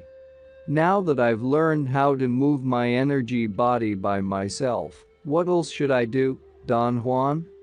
Continue moving. Moving your energy body has opened up a new area for you, an area of extraordinary exploration. He urged me again to come up with an idea to validate the faithfulness of my dreams. That request did not seem as odd as it had the first time he voiced it. As you know, to be transported by a scout is the real dreaming task of the second gate, he explained. It is a very serious matter, but not as serious as forging and moving the energy body.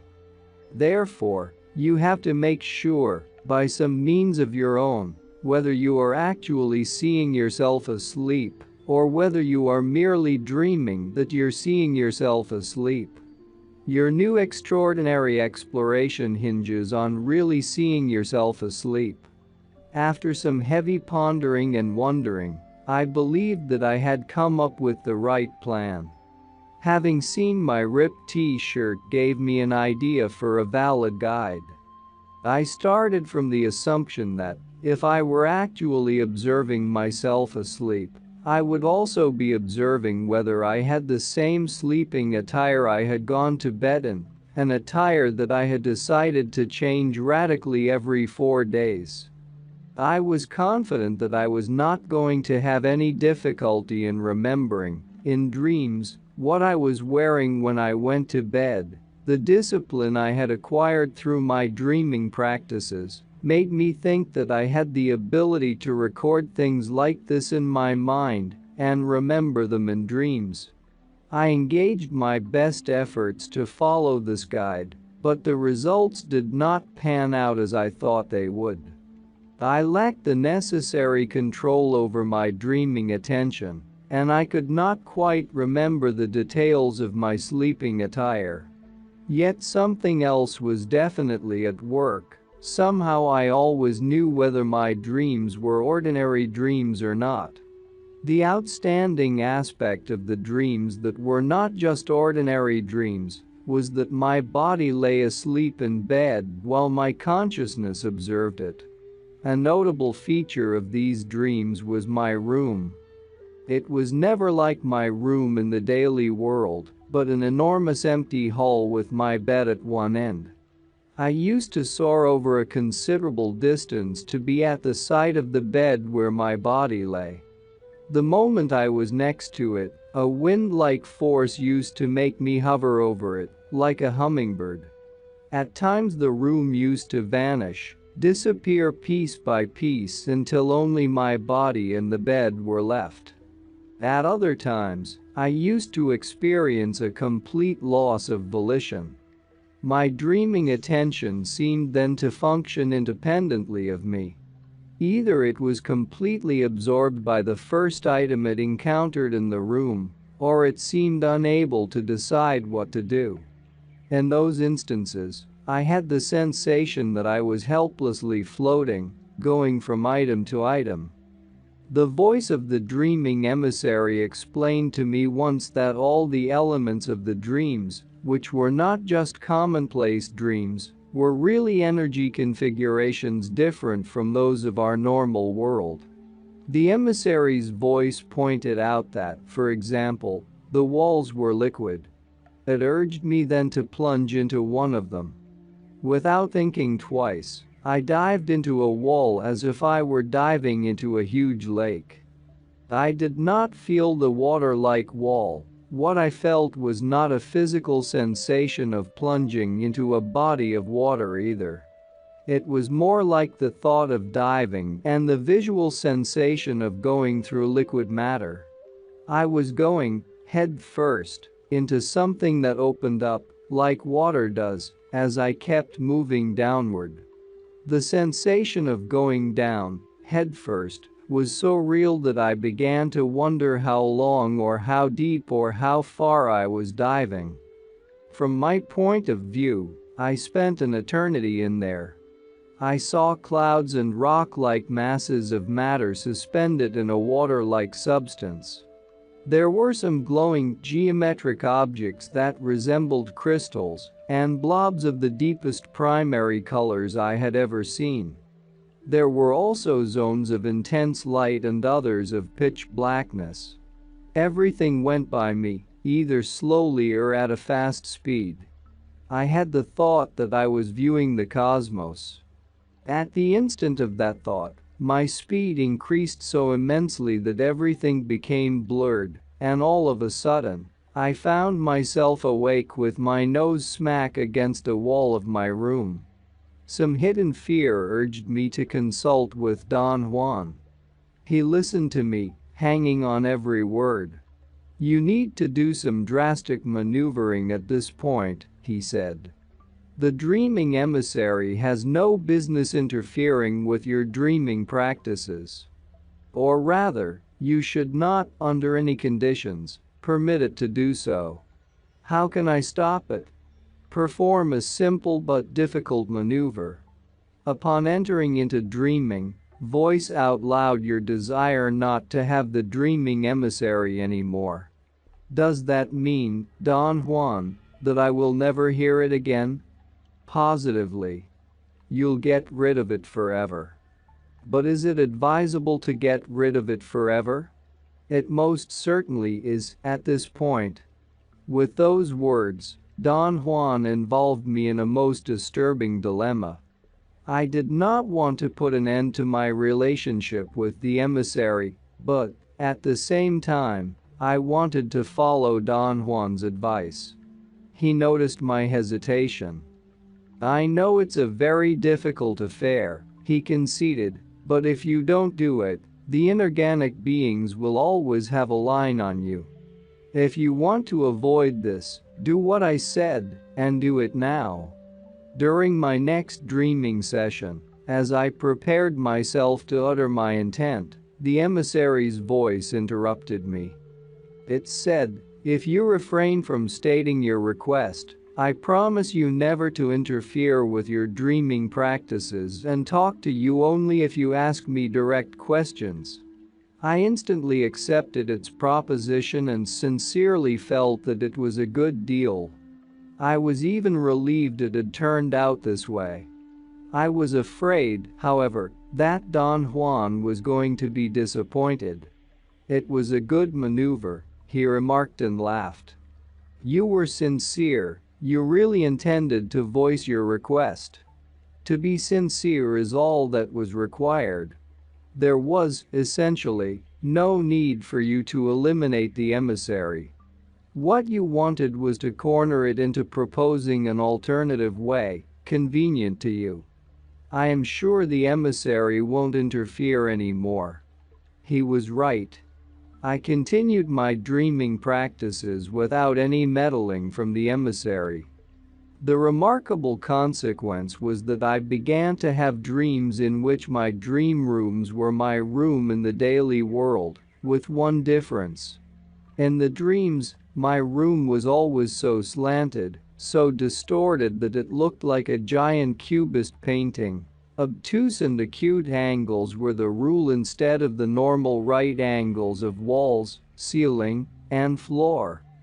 In my lopsided room, the very slant, created by the acute or obtuse angles, was a device to display prominently some absurd, superfluous, but real detail. For example, intricate lines in the hardwood floor, or weather discolorations in the wall paint, or dust spots on the ceiling, or smudged fingerprints on the edge of a door. In those dreams, I unavoidably got lost in the water-like universes of the detail pointed out by the slant. During my entire dreaming practices, the profusion of detail in my room was so immense and its pull so intense that it instantly made me dive into it. At the first free moment I had, I was at Don Juan's place, consulting him about this state. "I can't overcome my room," I said to him after I had given him the details of my dreaming practices. "What gives you the idea you have to overcome it?" he asked with a grin. "I feel that I have to move beyond my room, Don Juan." "But you are moving beyond your room. Perhaps you should ask yourself whether you are caught again in interpretations. What do you think moving means in this case?" I told him walking from my room to the street had been such a haunting dream for me that I felt a real need to do it again. "But you are doing greater things than that," he protested. "You are going to unbelievable regions. What else do you want?" I tried to explain to him that I had a physical urge to move away from the trap of detail. What upset me the most was my incapacity to free myself from whatever caught my attention. To have a modicum of volition was the bottom line for me. A very long silence followed. I waited to hear more about the trap of detail. After all, he had warned me about its dangers. "You are doing fine," he finally said. "Dreamers take a very long time to perfect their energy bodies. And this is exactly what's at stake here. Perfecting your energy body." Don Juan explained that the reason my energy body was compelled to examine detail and get inextricably stuck in it was its inexperience, its incompleteness. He said that sorcerers spend a lifetime consolidating the energy body by letting it sponge up everything possible. Until the energy body is complete and mature, it is self-absorbed, Don Juan went on. It can't get free from the compulsion to be absorbed by everything. But if one takes this into consideration, instead of fighting the energy body, as you're doing now, one can lend it a hand. "How can I do that, Don Juan?" "By directing its behavior, that is to say, by stalking it." He explained that since everything related to the energy body depends on the appropriate position of the assemblage point, and since dreaming is nothing else but the means to displace it, stalking is, consequently, the way to make the assemblage point stay put on the perfect position, in this case, the position where the energy body can become consolidated, and from which it can finally emerge. Don Juan said that the moment the energy body can move on its own, sorcerers assume that the optimum position of the assemblage point has been reached. The next step is to stalk it, that is, to fixate it on that position in order to complete the energy body. He remarked that the procedure is simplicity itself. One intends to stalk it. Silence and looks of expectation followed that statement. I expected him to say more, and he expected me to have understood what he had said. I had not. Let your energy body intend to reach the optimum dreaming position, he explained. Then, let your energy body intend to stay at that position, and you will be stalking. He paused and, with his eyes, urged me to consider his statement. Intending is the secret, but you already know that, he said. Sorcerers displace their assemblage points through intending and fixate them, equally, through intending. And there is no technique for intending. One intends through usage. To have another of my wild assumptions about my worth as a sorcerer was unavoidable at that point. I had boundless confidence that something was going to put me on the right track to intend the fixation of my assemblage point on the ideal spot. I had accomplished in the past all kinds of successful maneuvers without knowing how I performed them. Don Juan himself had marveled at my ability or my luck, and I was sure this was going to be one of those instances. I was gravely mistaken. No matter what I did, or how long I waited, I had no success whatsoever in fixing my assemblage point on any spot, much less on the ideal one. After months of serious but unsuccessful struggling, I gave up. I really believed I could do it, I said to Don Juan, the moment I was in his house. I am afraid that nowadays I am more of an egomaniac than ever. Not really, he said with a smile. What happens is that you are caught in another of your routinary misinterpretations of terms.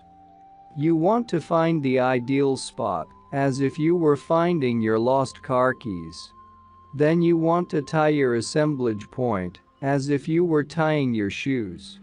The ideal spot and the fixation of the assemblage point are metaphors.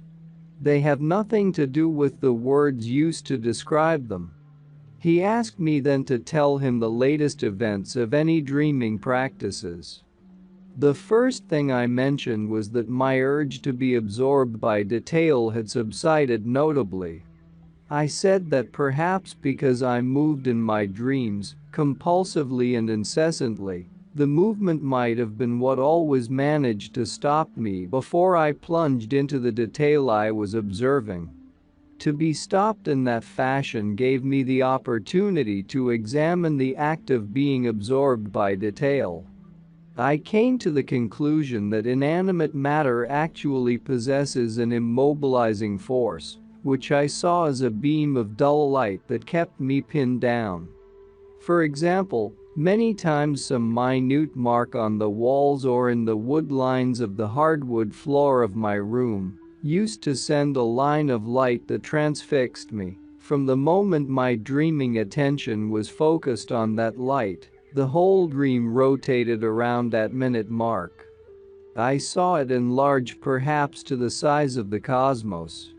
That view used to last until I woke up, usually with my nose pressed against the wall or the wood floor. My own observations were that, in the first place, the detail was real, and, in the second place, I seemed to have been observing it while I was asleep. Don Juan smiled and said, "All this is happening to you because the forging of your energy body was completed the moment it moved by itself. I didn't tell you that, but I insinuated it. I wanted to know whether or not you were capable of finding it out by yourself, which, of course, you did." I had no idea what he meant. Don Juan scrutinized me in his usual manner. His penetrating gaze scanned my body. "What exactly did I find out by myself, Don Juan?" I was forced to ask. "You found out that your energy body had been completed," he answered. "I didn't find out anything of the kind, I assure you." "Yes, you did. It started some time ago, when you couldn't find a guide to validate the realness of your dreams, but then something went to work for you and let you know whether you were having a regular dream. That something was your energy body. Now, you despair that you couldn't find the ideal spot to fix your assemblage point. And I tell you that you did. The proof is that, by moving around, your energy body curtailed its obsession with detail. I was nonplussed. I could not even ask one of my feeble questions. What comes next for you is a sorcerer's gem, Don Juan went on. You are going to practice seeing energy in your dreaming. You have fulfilled the drill for the third gate of dreaming. Moving your energy body by itself. Now you are going to perform the real task. Seeing energy with your energy body. You have seen energy before, he went on, many times, in fact. But each of those times, seeing was a fluke. Now you are going to do it deliberately. Dreamers have a rule of thumb, he continued. If their energy body is complete, they see energy every time they gaze at an item in the daily world. In dreams, if they see the energy of an item, they know they are dealing with a real world, no matter how distorted that world may appear to their dreaming attention. If they can't see the energy of an item, they are in an ordinary dream and not in a real world. What is a real world, Don Juan? A world that generates energy, the opposite of a phantom world of projections, where nothing generates energy, like most of our dreams, where nothing has an energetic effect. Don Juan then gave me another definition of dreaming. A process by which dreamers isolate dream conditions in which they can find energy-generating elements. He must have noticed my bewilderment. He laughed and gave another, even more convoluted definition. Dreaming is the process by which we intend to find adequate positions of the assemblage point, positions that permit us to perceive energy-generating items in dreamlike states. He explained that the energy body is also capable of perceiving energy that is quite different from the energy of our own world, as in the case of items of the inorganic being's realm, which the energy body perceives as sizzling energy. He added that in our world nothing sizzles, everything here wavers. From now on, he said, the issue of your dreaming is going to be to determine whether the items on which you focus your dreaming attention are energy generating, mere phantom projections, or generators of foreign energy. Don Juan admitted that he had hoped I was going to come up with the idea of seeing energy as the gauge to determine whether or not I was observing my real body asleep. He laughed at my spurious device of putting on elaborate sleeping attire every 4 days. He said that I'd had, at my fingertips, all the information necessary to deduce what was the real task of the third gate of dreaming, and to come up with the right idea, but that my interpretation system had forced me to seek contrived solutions that lacked the simplicity and directness of sorcery. And that's not all, our experts and regular viewers respond to all comments. Also check if you forgot to subscribe and set your bell to receive notifications about new audiobooks and other useful self-development materials that we release regularly. Join in the discussions, don't forget to give likes and, if possible and inspired, support the development of the channel financially. All useful links will be in the description and the first attached comment. Goodness, love and wisdom to all. And now move on to watch the next part of the video at the links below, or choose something from the playlists of the channel and those you see on the screen.